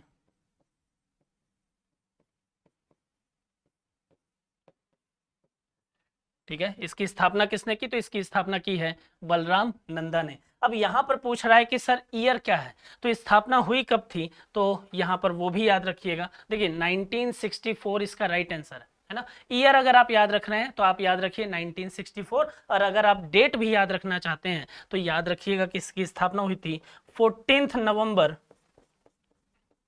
1964, राइट। तो यहाँ पर ये याद रखेंगे 14 नवंबर 1964 को नेहरू मेमोरियल स्थापित किया गया, जिसकी रीनेम हो गया, जिसका नाम परिवर्तन हो गया, पीएम म्यूजियम एंड लाइब्रेरी हो गया, प्रधानमंत्री म्यूजियम एंड लाइब्रेरी हो गया। इसकी स्थापना की किसने थी, तो बलराम नंदा ने इसकी स्थापना की थी। ये पॉइंट जरूर याद रखिएगा। सॉरी। आइए नेक्स्ट क्वेश्चन की बात करते हैं, और क्वेश्चन नंबर 59 है, what is the name of India's first long range revolver. Bharat की पहली लंबी दूरी की रिवॉल्वर, है ना, ये दिखाई दे रही होगी आपको। भारत की पहली लंबी दूरी की रिवॉल्वर का नाम क्या रखा गया है। अब लंबी दूरी की है तो मतलब प्रबलता से वार करेगी, है ना, तो प्रबलता से वार करेगी तो नाम भी प्रबल ही होना चाहिए, छोटे मोटे नाम से कहाँ ही बात बनने वाली है। तो जब रिवॉल्वर की बात आएगी तो आप याद रखिए कि सर रिवॉल्वर मतलब प्रबल, है ना, तो याद रखिएगा कि ये क्या नाम है, रिवॉल्वर प्रबल। और ये कहाँ पर बनी है, ये कानपुर में बनी है, ठीक है। तो ऐसी चीजें जब भी आए तो चले जाइए थोड़ा हमारे यूपी तरफ, है ना। तो यूपी में अगर मैं आपको बताऊं तो यूपी का नाम सुनकर आपको मुन्ना भैया की याद आएगी, मिर्जापुर का नाम सुनकर मुन्ना भैया की याद आएगी। लेकिन एक फैक्ट याद रखिए कि भाई यूपी और बिहार, जिसको आप क्राइम के नाम से जानते हैं कि भाई यहाँ पर क्राइम बहुत ज्यादा है, ये वैसे स्टेट हैं जहां से सबसे ज्यादा आईएएस और आईपीएस निकलते हैं। बात समझ में आ रही है। तो ये याद रखिएगा कि जहां पर गुंडागर्दी ज्यादा है वहां पर उनको सुधारने के लिए वहां पर अच्छे लोग भी हैं, वहां पर पढ़ने वाले लोग भी हैं, और एजुकेशन सिस्टम जो है वो बेहतर। बात समझ में आ रही है।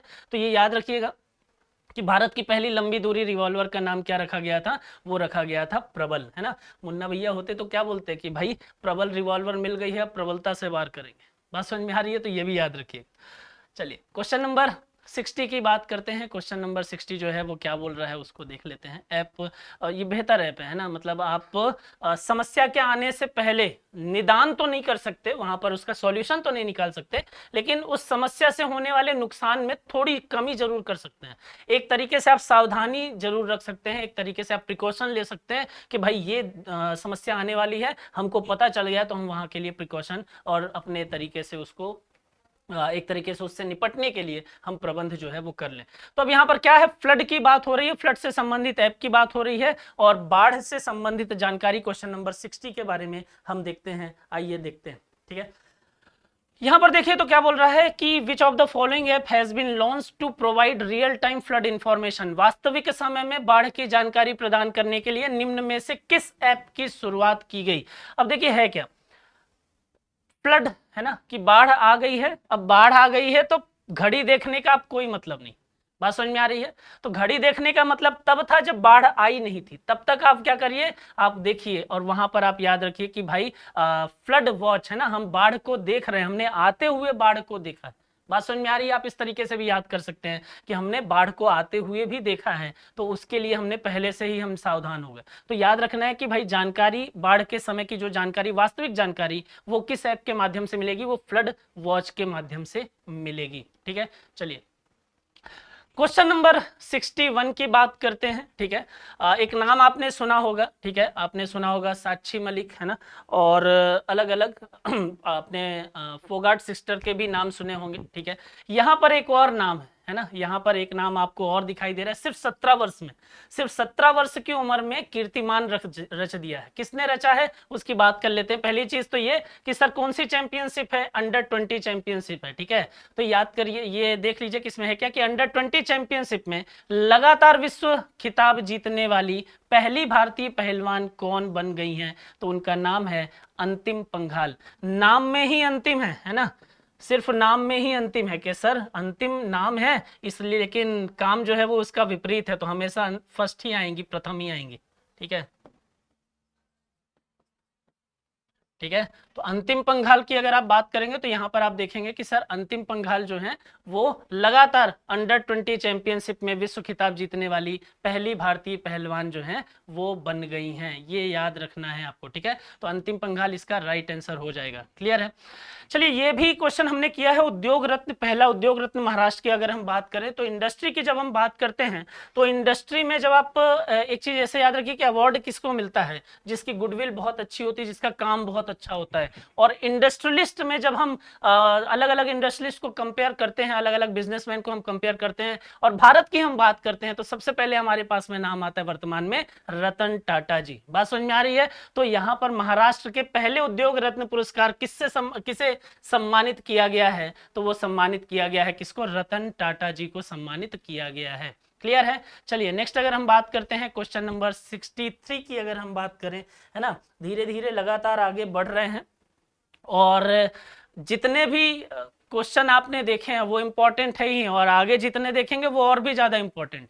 बात समझ में आ रही है। तो लगातार जुड़े रहिएगा, मतलब छोड़कर मत जाइएगा कि एग्जाम में आपको क्वेश्चन जो है वो छोड़ने पड़ जाए। बात समझ में आ रही है। तो लगातार जुड़े रहिए, 100 क्वेश्चन का सफर है, साथ में सफर जो है वो पूरा कर लीजिए और बाद में आंसर जब आपको याद हो जाएंगे, चीजें याद हो जाएंगी, तो वहां पर सिर्फ एक ही मोटो है कि भाई क्वेश्चन में अगर आप देखें तो पेपर में जो क्वेश्चन आ रहा है वो बनना चाहिए। बात समझ में आ रही है। चलिए क्वेश्चन नंबर 63 की हम बात करते हैं। Where is India's first 3D printed post office opened.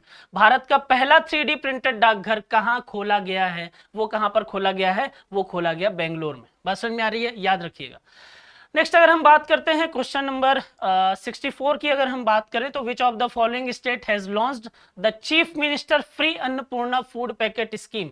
किस राज्य के मुख्यमंत्री ने free Annapurna food packet scheme जो है वो शुरुआत की है, वो की है राजस्थान में। है क्या इस फूड में, तो इसमें फूड पैकेट में है क्या, तो अलग अलग फूड जो है वो इसमें डाले गए हैं और नेसेसरी प्रोडक्ट जो हैं वो डाले गए हैं, कुछ 16-17 इस पूरे पैकेट में अगर आप देखेंगे तो आपको अलग अलग चीजें यहाँ पर मिल जाएंगी। बात समझ में आ रही है। जैसे इसमें पैकेट में ही लिखा हुआ है दाल चना 1-1 किलो, उनकी मात्रा जो है वो दी गई है, मिर्च भी है, धनिया भी है, सारी चीजें इसमें सरकार के द्वारा बांटी जा रही हैं। ठीक है, तो ये किसने किया है, ये किया है राजस्थान गवर्नमेंट ने, है ना। बहुत सारी स्कीम जो है वो राजस्थान गवर्नमेंट ने अभी रिसेंटली बहुत सारी स्कीम जो है वो चला दी।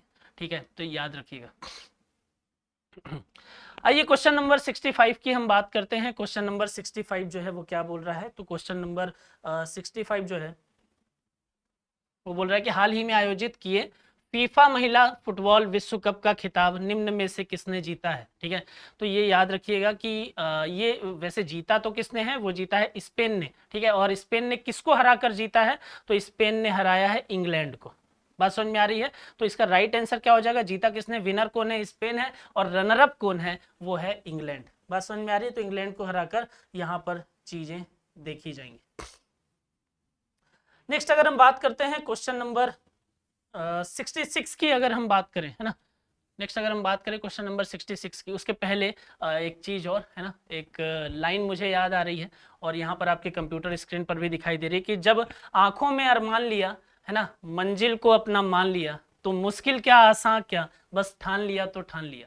तो यहाँ पर याद रखिए कि अगर आपने सपना एक बार देख लिया है, अगर आपको ये पता चल गया है कि सर, अगर आपको ये पता चल गया है कि हाँ सर हमारा ये एम है, अगर आपको ये पता चल गया है कि सर हमारा ये एम है और इस एम तक हम किस प्रकार से पहुंचेंगे, तो वहां आप सिर्फ मेहनत करते रहिए उसके लिए और चीजें अपने आप आसान हो जाएंगी। बात समझ में आ रही है। तो ये याद रखिएगा और ये लाइन याद रखिएगा मेरी, है ना, और इसको गुनगुनाते रहिएगा कि आंखों में अरमान लिया, मंजिल को अपना मान लिया, तो मुश्किल क्या आसान क्या, बस ठान लिया तो ठान लिया। तो अगर एक बार ठान लिया है तो बस उस पर लगे रहिए। बात समझ में आ रही है। ठान लिया है 100 क्वेश्चन करना है आज तो करना है, फिर उसमें ये नहीं है कि सर अब पानी पी के आते हैं, ये ब्रेक हो गया वो ब्रेक हुआ। आप बैठिए प्रॉपरली कर लीजिए चीजों को, है ना, उसके बाद तो आराम ही है। चलिए क्वेश्चन नंबर 66 की हम बात करते हैं। ठीक है, क्वेश्चन नंबर 66 जो है वो है अगर आप देखेंगे हाईएस्ट मतलब सबसे ऊंचे कंस्ट्रक्शन की वो बात कर रहा है, रोड कंस्ट्रक्शन की वो बात कर रहा है। क्या बोल रहा है कि विश्व की सबसे ऊंची सड़क का निर्माण निम्न में से किस देश के द्वारा किया जा रहा है। ठीक है, तो यहां पर अगर आप देखेंगे तो बॉर्डर रोड ऑर्गेनाइजेशन जो है ना, किसके द्वारा किया जा रहा है, तो ये याद रखिएगा, यहां लिखा हुआ है। ठीक है, बॉर्डर रोड ऑर्गेनाइजेशन, ठीक है, के द्वारा लद्दाख में, बॉर्डर रोड ऑर्गेनाइजेशन के द्वारा लद्दाख में किया जा रहा है। लद्दाख जो है वो इनमें से कहां पर है, बताने की जरूरत थोड़ी है। बात समझ में आ रही है, तो इसलिए राइट आंसर जो है, क्योंकि वहां पर कंट्री पूछ रहा है कि विश्व की सबसे ऊंची सड़क का निर्माण निम्न में से किस देश में हो रहा है, तो वो हो रहा है भारत के लद्दाख में। और किसके द्वारा हो रहा है, वो हो रहा है बीआरओ। और बीआरओ का मतलब क्या होता है, वो होता है बॉर्डर, बीआरओ का मतलब क्या होता है, तो वो होता है बॉर्डर रोड ऑर्गेनाइजेशन। ठीक है, तो ये याद रखिएगा। क्वेश्चन नंबर 67 पर चलते हैं। क्वेश्चन नंबर 67 है ना, लगातार रिसर्च एंड डेवलपमेंट की अगर हम बात करें, साइंस एंड टेक्नोलॉजी की अगर हम बात करें, इन फील्ड पे भारत जो है वो लगातार प्रगति कर रहा है। इन फील्ड पर भारत लगातार आगे जो है वो बढ़ रहा है। क्वेश्चन नंबर 67 जो है वो क्या बोल रहा है, उसकी हम बात करते हैं। क्वेश्चन नंबर 67 जो है वो बोल रहा है कि दुनिया का पहला 3D रॉकेट किस देश के द्वारा लॉन्च किया जाएगा। तो दुनिया का पहला 3D रॉकेट जो है वो किस देश के द्वारा लॉन्च होगा, वो लॉन्च होगा इंडिया के द्वारा। और इंडिया में कहां से लॉन्च होगा, तो एक नाम आपको पता ही है, ISRO, Indian Space Research Organisation. ठीक है, और इसके हेड जो है वो कौन है, तो एक बार फिर से मैं याद दिला देता हूं कि एस सोमनाथ। बात समझ में आ रही है, एस सोमनाथ। और अगर हम बात करें कि इसरो जो 3D रॉकेट लॉन्च करने वाला है ना, वो किस नाम से होगा, तो वो भी याद रखिएगा, वो होगा अग्निबाण के नाम से। बात समझ में आ रही है, वो किस नाम से होगा, तो वो भी याद रखना है अपने को कि वो होगा अग्नि बाण के नाम से। तो क्वेश्चन नंबर 67 का राइट आंसर जो है वो इंडिया हो जाएगा। क्लियर है यहां तक। आइए क्वेश्चन नंबर 68 की बात करते हैं। Question number 68, which of the following country organised the naval exercise Malabar, है ना। मालाबार एक्सरसाइज 2023 के बारे में अगर हम देखें तो मालाबार एक्सरसाइज 2023 बोल रहा है कि भाई ये नौसैनिक है, तो ये क्लियर है कि नेवल एक्सरसाइज है। अब बोल रहा है कि किन देशों के मध्य में, तो यहां पर एक नाम याद रखिए आप। ठीक है, क्वाड कंट्री किनके बीच में होती है, क्वाड कंट्री के बीच में। और क्वाड कंट्री की अगर हम बात करते हैं तो क्वाड कंट्री में कितनी कंट्री हैं, तो क्वाड कंट्री की अगर बात करें तो वहां पर 4 देश जो हैं वो आते हैं। ठीक है, क्वाड कंट्री की अगर हम बात करते हैं तो 4 देश आते हैं। कौन कौन से, तो ऑस्ट्रेलिया, जापान, इंडिया और यूएसए। बात समझ में आ रही है। तो यहां पर क्या याद रखना है, यहां पर याद रखना है कि मालाबार एक्सरसाइज नेवल एक्सरसाइज है। क्वाड कंट्री क्वाड देशों के बीच में होता है। क्वाड कंट्री कौन कौन सी होती हैं, तो ये याद रखिए कि ऑस्ट्रेलिया, जापान, इंडिया और यूएसए। ठीक है, तो ये भी हमने मालाबार एक्सरसाइज के बारे में भी चीजें हमने अपने डेली डोज करंट अफेयर्स जो हमारा चल रहा है उसमें भी हमने कवर की हुई थी। ठीक है, नेक्स्ट अगर हम बात करते हैं क्वेश्चन नंबर 69 की अगर हम बात करते हैं तो बोल रहा है कि निम्न में से कौन सा देश ब्रिक्स शिखर सम्मेलन 2023 का आयोजन कर रहा है। ब्रिक्स शिखर सम्मेलन की अगर हम बात करते हैं तो ब्रिक्स का मतलब क्या होता है, ये तो आपको पता ही है बहुत अच्छे तरीके से। ठीक है, अगर 2023 के आयोजन की हम बात करते हैं तो आयोजन कर रहा है साउथ अफ्रीका। ठीक है, पहले ये जो ब्रिक्स था ना, ये ब्रिक के नाम से था। ठीक है, ये इसका मतलब क्या होता है वो देख लीजिए। ब्रिक्स में बी का मतलब है ब्राजील, आर का मतलब है रसिया, आई से होता है हमारा इंडिया, सी से है चाइना,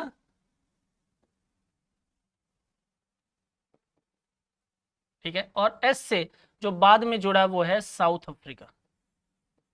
तो अगर आपसे ये पूछे कि सर कौन कौन सी कंट्री हैं, तब तो आप ये 5 नाम बता देंगे।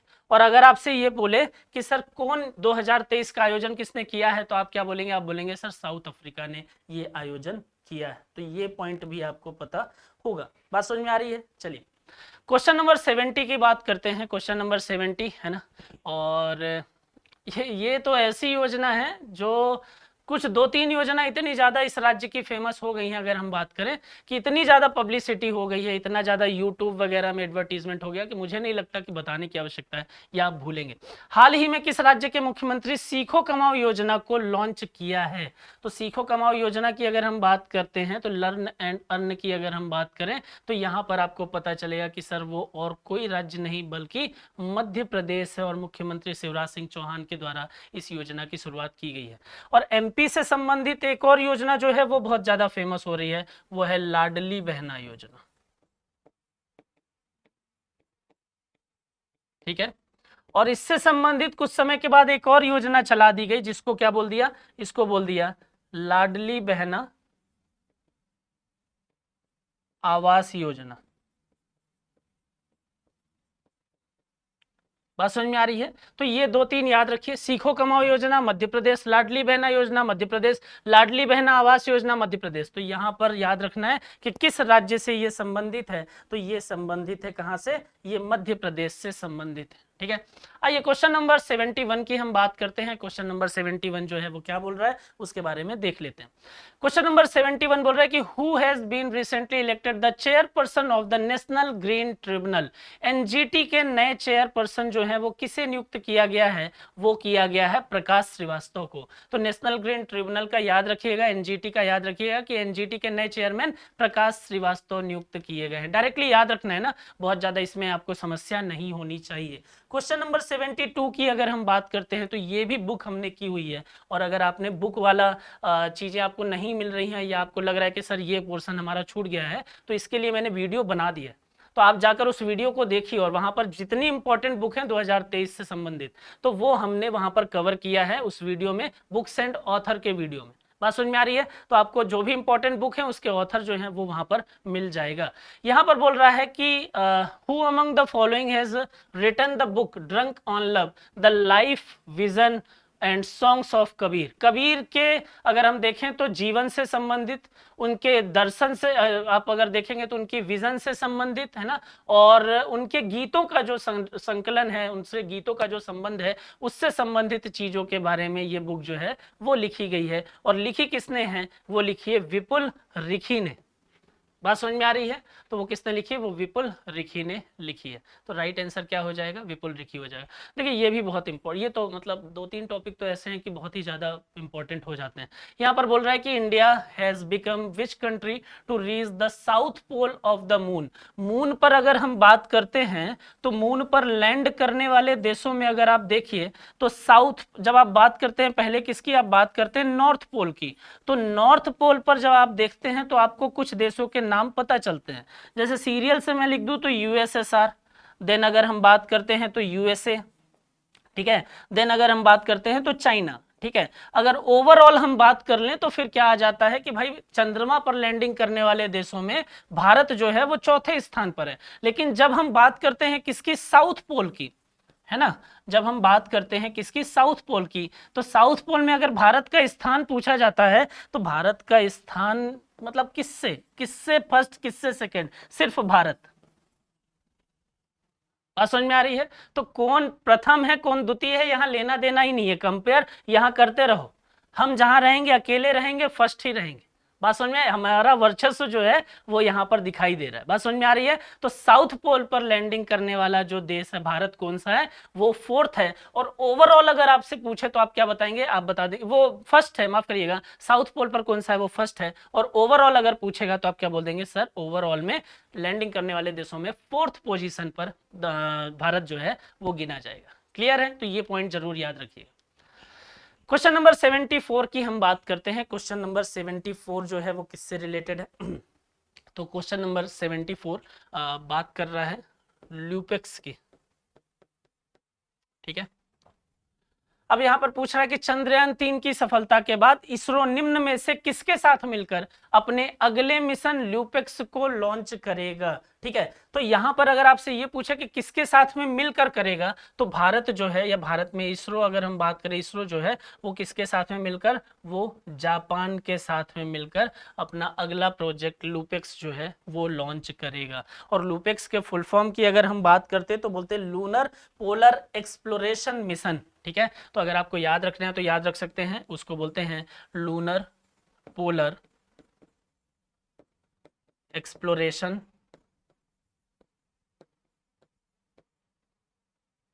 मिशन। ठीक है, तो ये भी पॉइंट इसमें याद रखिएगा। ठीक है, चलिए क्वेश्चन नंबर 75 की हम बात करते हैं। ठीक है, क्वेश्चन नंबर 75 की हम बात करते हैं। क्वेश्चन नंबर 75 है, रिसेंटली अगर हम बात करते हैं क्वेश्चन नंबर 75 को अगर आप देखते हैं तो हाल ही में एनटी रामाराव की याद में एक स्मारक सिक्का जारी किया गया है। वे किस राज्य के पूर्व मुख्यमंत्री रह चुके हैं? ठीक है, तो अगर आप देखेंगे और आपको अगर पता है एनटी रामाराव तो याद रखिएगा। ठीक है, एनटी मतलब आप देख लीजिए कि भाई ये साउथ में जूनियर एनटीआर और एनटी है ना, तो यहाँ से ऐसा याद रखिए कि ये कहाँ है, ये आंध्र प्रदेश में है। तो ये एनटी रामाराव जो है वो कहाँ पर है, वो आंध्र प्रदेश में है। बात समझ में आ रही है? तो ये याद रखिएगा, इनसे संबंधित सिक्का जो है वो जारी किया गया स्मारक के तौर पर। तो आंध्र प्रदेश इसका राइट आंसर हो जाएगा। ठीक है, क्वेश्चन नंबर 76 की हम बात करते हैं। क्वेश्चन नंबर 76 बोल रहा है, which mobile app was recently launched by central government to curb illegal mining. तो इलीगल माइनिंग को रोकने के उद्देश्य से भारत सरकार के द्वारा अगर हम बात करें, केंद्र सरकार के द्वारा अवैध खनन पर अंकुश लगाने के लिए कौन सा मोबाइल ऐप जो है वो लॉन्च किया गया? तो देखिए, माइनिंग को क्या बोलते हैं, खनन बोलते हैं ना, और खनन पर पहरा देना है ना, और पहरा देंगे तभी ये अवैध मतलब जो खनन है वो रुक सकता है। तो अवैध खनन को रोकने के लिए उस पर पहरा देना है, तो खनन पर प्रहरी लगा दीजिए। तो यहाँ पर हमने क्या बोल दिया, खनन प्रहरी नाम का जो ऐप है वो लॉन्च किया गया है। क्वेश्चन नंबर 77 की अगर हम बात करते हैं तो क्वेश्चन नंबर 77 जो है वो हाल ही में इमरसन मंगावा निम्न में से किस देश के राष्ट्रपति चुने गए हैं? तो आप याद रखिए, जिम्बाब्वे के चुने गए हैं। ठीक है, नाम याद रखना, डायरेक्टली आप कंट्री का नाम याद रखिए, तो बस ये तो फैक्ट है, ये याद रखना ही पड़ेगा आपको। क्वेश्चन नंबर 78 की अगर हम बात करते हैं, क्वेश्चन नंबर 78 जो है वो टूरिज्म से संबंधित है, और वो बोल रहा है कि श्रीलंका में पर्यटन के स्रोत बाजार के रूप में पहला स्थान किस देश को प्राप्त हुआ है? तो वो याद प्राप्त हुआ है किसको? इंडिया को। बात समझ में आ रही है? तो श्रीलंका में पर्यटन के स्रोत बाजार के रूप में, तो याद रखिएगा कहाँ से, इंडिया से टूरिज्म जो है वो बेहतर है। ठीक है, वहां पर। क्वेश्चन नंबर 79 की हम बात करते हैं, निम्नलिखित में से किस देश में ब्रिक्स 2023 का आयोजन किया गया? तो ये किया गया है साउथ अफ्रीका में, अभी हाल ही में अगर आप देखेंगे कुछ महीनों पहले तो आपको पता चलेगा कि अगस्त में मेनली अगर आप देखेंगे तो ब्रिक्स समिट जो है वो हुई थी, और कहाँ पर हुई थी? साउथ अफ्रीका, मोदी जी गए हुए थे। ठीक है, क्वेश्चन नंबर 80 की अगर हम बात करते हैं तो क्वेश्चन नंबर 80 में हाल ही में जारी एक रिपोर्ट के अनुसार भारत के सबसे अमीर व्यक्ति जो है वो कौन बन गए हैं? देखिए, जब आप देखिए, मैं बात कर रहा था कि जब भी उद्योग में अवार्ड की बात होगी, है ना, जब भी उद्योग में या इंडस्ट्रियलिस्ट के बीच में अगर आप कंपेयर करेंगे और आप देखेंगे कि यार देश के लिए योगदान की अगर आप बात करेंगे, इनका भी बहुत बड़ा योगदान है ना, मतलब देश की अर्थव्यवस्था को चलाने में एक बड़ा योगदान है। लेकिन रतन टाटा जी का नाम सुनते ही हमारे दिमाग में एक ऐसी इमेज आ जाती है कि सर ये व्यक्ति ऐसा है जो पूरे तरीके से देश को समर्पित है। बात समझ में आ रही है? तो वो उसी को अवार्ड मिलेगा जिसको क्या मिलेगा, जिसका समर्पण देश के लिए होगा। तो अवार्ड किसको गया? रतन टाटा जी को। बात समझ में आ रही है? और दूसरा याद करिए कि जो बड़े बिजनेसमैन है ना, तो बिजनेसमैन जो होगा उसके पास में पैसा बहुत होगा। ठीक है, तो यहाँ पर जब भी आप इंडिया के बारे में आप देखें तो भारत के सबसे अमीर व्यक्ति जो है वो कौन है, तो वहां पर उनका नाम मुझे बताने की आवश्यकता नहीं है, उनका नाम है मुकेश अंबानी। बात समझ में आ रही है? चलिए क्वेश्चन नंबर 81 की हम बात करते हैं। ठीक है, क्वेश्चन नंबर 81 जो है वो क्या बोल रहा है उसके बारे में हम चर्चा करते हैं। क्वेश्चन नंबर 81 की अगर बात करते हैं तो वो बोल रहा है कि भाई निम्न में से किसके द्वारा नया सवेरा फ्री कोचिंग एंड अलाइड। देखिए, इसमें होता क्या है, मतलब आप देखिए तो जो स्टूडेंट हैं उनको गवर्नमेंट की तरफ से इससे मिलती जुलती बहुत सारी स्कीम सरकार के द्वारा चलाई जा रही हैं, और फ्री में अलग अलग गवर्नमेंट एग्जाम्स के लिए अलग अलग चीज़ों के लिए गवर्नमेंट के एंड से क्या किया जाता है, कुछ बच्चों को और यहाँ पर ट्रेंड किया जाता है, ट्रेनिंग प्रोवाइड की जाती है। ठीक है, नाम है नया सवेरा फ्री कोचिंग एंड अलाइड नामक योजना की शुरुआत इसमें से किसने की है? ठीक है, तो इसमें से योजना की शुरुआत की अगर हम बात करेंगे, 3 तो राज्य हैं। ठीक है, और ये मेनली योजना जो है वो किसकी है, वो केंद्र शासित, वो किसकी है, वो केंद्र सरकार की है, तो इसलिए सेंट्रल गवर्नमेंट जो है वो इसका राइट आंसर हो जाएगा। नेक्स्ट अगर हम बात करते हैं तो हाल ही में जारी की गई फॉर्चून ग्लोबल 500 की सूची में किस कंपनी को पहला स्थान प्राप्त हुआ है, तो वो प्राप्त हुआ है वॉलमार्ट को। इसमें बहुत ज्यादा दिमाग लगाने की जरूरत नहीं है, नाम याद रखना है, ठीक है, सिर्फ वॉलमार्ट, फॉर्चून, ठीक है, वॉलमार्ट, ठीक है, याद रखिएगा। क्वेश्चन नंबर 83 की अगर हम बात करते हैं तो क्वेश्चन नंबर 83 में निम्न में से कौन अभी हाल ही में भारत के 83वें ग्रैंड मास्टर जो है वो बन गए हैं, ठीक है। ग्रैंड मास्टर कहाँ पर, शतरंज में, बात समझ में आ रही है, चेस में। तो यहाँ पर याद रखिएगा कि किससे संबंधित है, कभी कभी ये भी पूछ लेगा आदित्य, मेनली इसका आंसर जो है 83 ग्रैंड मास्टर आदित्य सामंत है, और आपसे पूछ लेगा कि किससे रिलेटेड है, तो ये भी याद होना चाहिए सर ये शतरंज से संबंधित है। बात समझ में आ रही है, फोटो तो वहां दिखेगी नहीं कि देख के बता दोगे, बात समझ में आ रही है, इसलिए याद रखिएगा। तो इसका राइट आंसर क्या होगा, आदित्य सामंत हो जाएगा। बात समझ में आ रही है, चलिए नेक्स्ट अगर हम देखते हैं क्वेश्चन नंबर 84 की अगर हम बात करते हैं तो क्वेश्चन नंबर 84 बोल रहा है कि भाई in which state is the Byculla railway station located which has recently been given the UNESCO cultural heritage award. Byculla railway station किस राज्य में स्थित है जिसे हाल ही में यूनेस्को का सांस्कृतिक विरासत पुरस्कार जो है वो प्रदान किया गया है। तो बाइकुलर से थोड़ा बहुत आपको आइडिया लग रहा है कि सर ये नाम जो है वो महाराष्ट्रियन नाम टाइप का लग रहा है, तो इसलिए ये मराठी से रिलेटेड हो सकता है, महाराष्ट्र से रिलेटेड हो सकता है। अब ये देखिए किसकी बात कर रहा है, ये यूनेस्को की बात कर रहा है ना, तो ये यूनेस्को की बात कर रहा है। तो अगर हम देखें तो भारत की अगर हम साइट की बात करते हैं, इंडिया की अगर हम साइट की बात करते हैं तो वर्तमान में भारत में अगर आप देखेंगे और टोटल साइट आप देखेंगे तो कितनी हो गई हैं, 42 हो गई हैं, ठीक है। और 42 में एक मैं बता देता हूँ, एक आप मुझे कमेंट करके बता दीजिए, ठीक है। 41 नंबर की जो साइट है वो है शांति निकेतन, शांति निकेतन, ठीक है। और ये कहाँ पर है, तो ये है वेस्ट बंगाल, ठीक है। और ये हो गया 41 नंबर का। अब आपके लिए जो क्वेश्चन है कि सर 42 नंबर का कौन सा है, तो एक मंदिर है, ठीक है। और कौन सा मंदिर है, किस राज्य में है, वो आप मुझे बता दीजिए फटाफट, है ना, मैसेज करके बता दीजिएगा कि भारत का जो 42 या लेटेस्ट हेरिटेज साइट बना है वो कौन सा है, तो वो 42 नंबर पे कौन सा है, ठीक है, कौन सा मंदिर है। क्वेश्चन नंबर 85 की हम बात करते हैं, ठीक है। क्वेश्चन नंबर 85 जो है वो बोल रहे हैं which of the following country president over the G20 summit 2023, G20 शिखर सम्मेलन 2023 की अध्यक्षता निम्न में से किस देश के द्वारा की गई है। देखिए यहां पर मैंने आपको बताई है कि भाई जब G20 की बात करेंगे और उसकी अध्यक्षता की आप बात करोगे तो 3 अध्यक्षता याद रखिएगा, ठीक है। क्या क्या, 2022 को याद रखना है आपको, इंडोनेशिया का। उसके बाद 2023 का याद रखना है आपको, क्या, इंडिया का। और 2024 का याद रखना है, किसको दी है अभी, लूला दी सिल्वा, है ना, नाम याद रखिएगा, कहाँ के हैं, ब्राजील, ठीक है। तो ये 3 पॉइंट याद रखना। अब आप देखिए क्वेश्चन में पूछ क्या रहा है, पूछा 23, तो 23 का इसके पास में, इंडिया के पास में, तो इंडिया इसका राइट आंसर हो जाएगा, ठीक है। क्वेश्चन नंबर 86 की अगर हम बात करें तो बोल रहा है who among the following has launched the scheme called जीवन किरण। देखिए जीवन किरण LIC की टैगलाइन की अगर आप बात करते हैं तो बोलता है जीवन के साथ भी और जीवन के बाद भी। बात समझ में आ रही है, आपकी लाइफ की केयर जितना ज्यादा LIC करता है उतना तो घर वाले नहीं करते होंगे। तो स्थिति जो है ऐसा है कि जीवन से संबंधित अगर कोई भी योजना आपको दिखे और वहां पर LIC है तो आप क्या करिए, LIC पर टिक कर दीजिए। हम भी कर देते हैं लाइफ इंश्योरेंस कॉर्पोरेशन की अगर बात करें तो life insurance corporation of India, है ना। तो इसका राइट आंसर जीवन किरण नामक योजना निम्न में से किसके द्वारा चलाई गई है, वो चलाई गई है LIC के द्वारा, याद रखेंगे। क्वेश्चन नंबर 87 की हम बात करते हैं। क्वेश्चन नंबर 87 क्या बोल रहा है, बोल रहा है कि लखपति दीदी योजना, मतलब ठीक है, नाम से आइडिया लग गया, लखपति बनाने से संबंधित है, किस राज्य सरकार ने शुरू किया है, उत्तराखंड सरकार ने इस योजना की शुरुआत की है। क्वेश्चन नंबर 88 की अगर हम बात करते हैं, देखिए ये तो बायोग्राफी है ना, ऑटोबायोग्राफी है, और यहाँ पर आप देखेंगे कि the book title Azad is the autobiography of which of the following. Azad नामक पुस्तक निम्न में से किसकी आत्मकथा है। आजाद, यहाँ पर ऑप्शन में थोड़ा सा कंफ्यूजन है, चंद्रशेखर आजाद भी है, गुलाम नबी आजाद भी है, मौलाना आजाद भी हैं और राजनाथ सिंह भी हैं, ठीक है। तो राजनाथ सिंह तो एलिमिनेट हो जाते हैं थोड़ा सा अगर आप देखें नाम के बेसिस पर, और ये भी एलिमिनेट हो जाएंगे, यहाँ पर ये भी एलिमिनेट हो जाएंगे, बचेंगे कौन, बचेंगे गुलाम नबी आजाद। तो यहाँ पर राइट आंसर जो है वो किसकी ऑटोबायोग्राफी है, वो गुलाम नबी आजाद की है। बात समझ में आ रही है। चलिए क्वेश्चन नंबर 89 की बात करते हैं। ये क्वेश्चन भी बहुत ज्यादा इंपॉर्टेंट है। क्वेश्चन नंबर 89 बोल रहा है कि भाई नाबार्ड के नए अध्यक्ष नाबार्ड के नए अध्यक्ष के रूप में किसे नियुक्त किया गया है। तो नाबार्ड के नए अध्यक्ष जो है वो कौन बने हैं, वो केवी साजी बने हैं। नाबार्ड क्या है, तो मैंने आपको पहले बताया हुआ है कि नाबार्ड जो है सर वो national bank for agriculture and rural development है, ठीक है। और 1982 में इसका इस्टेब्लिशमेंट किया गया था, कहाँ पर, मुंबई में। किस कमेटी की रिकमेंडेशन थी, तो श्री रमन कमेटी की रिकमेंडेशन थी। और सभी स्टेट की अगर हम बात करें तो सभी स्टेट की कैपिटल में इनका रीजनल ऑफिस है ना, क्या था, रीजनल ऑफिस जो है वो यहाँ पर खोला गया था। तो ये पॉइंट इसमें जरूर याद रखेंगे, ठीक है। तो नए अध्यक्ष जो है वो कौन है, वो केवी साजी बन गए हैं, ठीक है।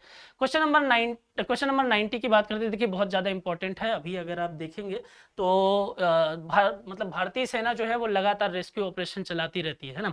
और उसके जो रेस्क्यू ऑपरेशन चलाए जाते हैं तो वो रेस्क्यू ऑपरेशन के नाम आपके एग्जाम के पॉइंट ऑफ व्यू से बहुत ज़्यादा इंपॉर्टेंट हो जाते हैं।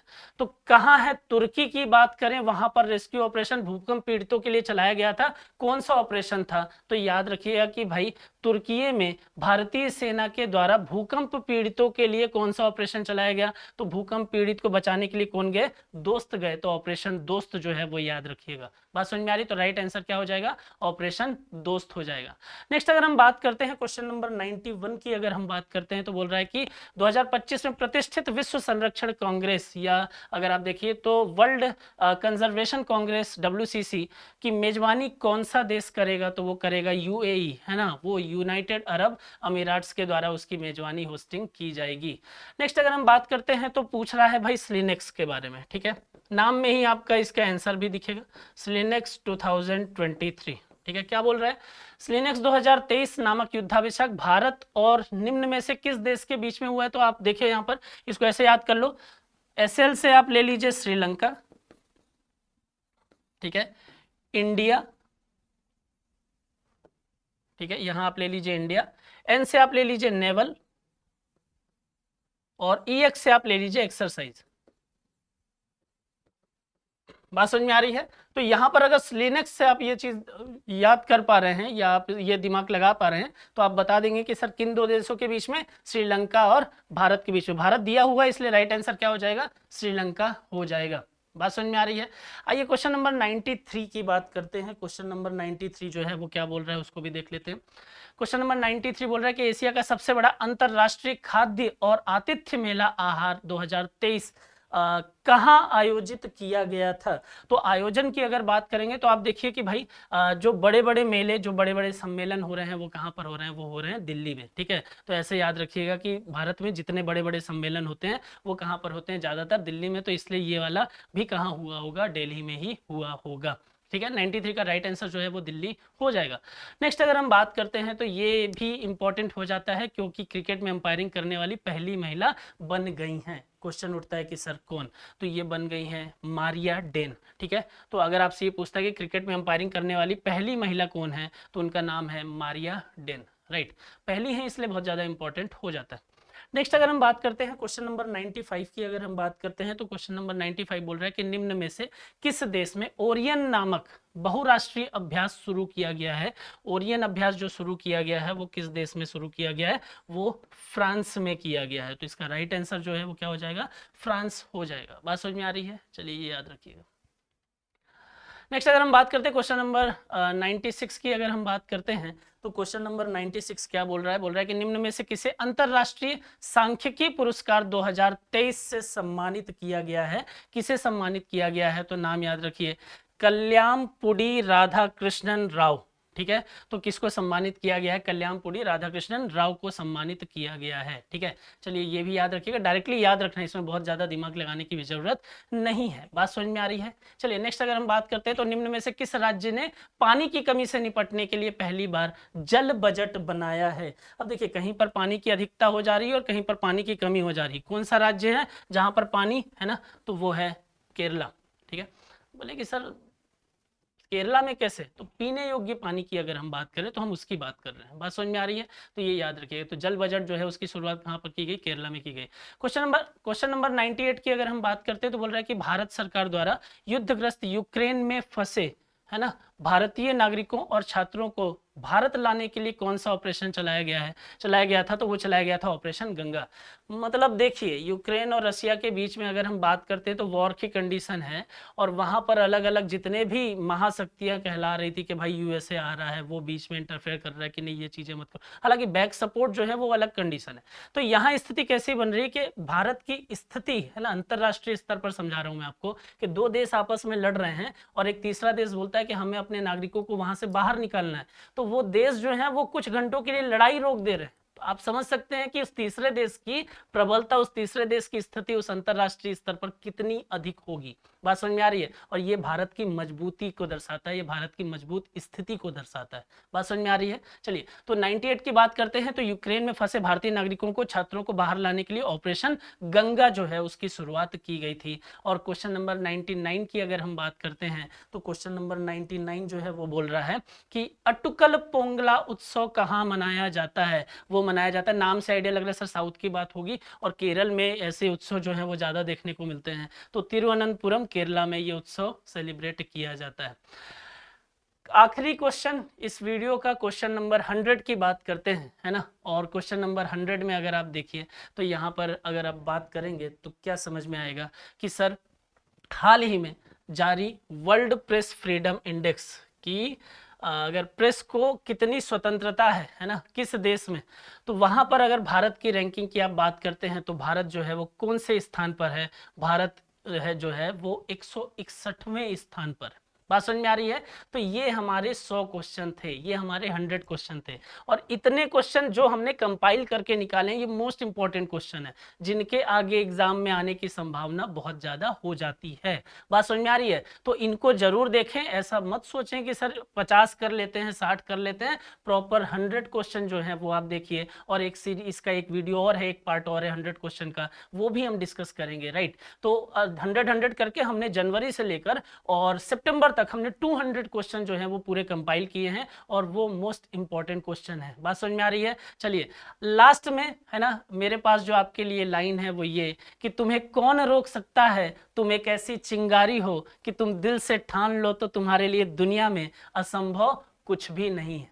तो बस जरूरत है, आपको ठानने की जरूरत है, आप अपने आधार पर चीजों को डिसाइड कर लें कि सर हमको ये काम करना है, तो बस उसके बाद मतलब ना कोई रोक पाएगा, ना कोई बैरियर का काम हो पाएगा। कितने भी बैरियर आ जाएं सबको तोड़कर आप लक्ष्य की तरफ पहुंच ही जाएंगे। तो आपके लिए फिर असंभव कुछ भी नहीं है। बस इसी विचारधारा के साथ में आप अपनी पढ़ाई करते रहिएगा, और एग्जाम जो है उसको बहुत अच्छे तरीके से दीजिएगा, सारी चीजों को कवर करके जाइएगा। इंडेक्स हो या जितनी स्टैटिक पोर्शन हो, या आपका अगर टेक्निकल दे रहे हैं तो टेक्निकल वाले पोर्शन, सभी पोर्शन को आप कवर करने की कोशिश कम टाइम में जो है वो जरूर करिएगा। और उसके लिए अलग अलग वीडियोस जो है वो लगातार हम लेकर आ रहे हैं। चलिए फिर पढ़ाई करते रहिए, खुश रहिए। Thank you so much.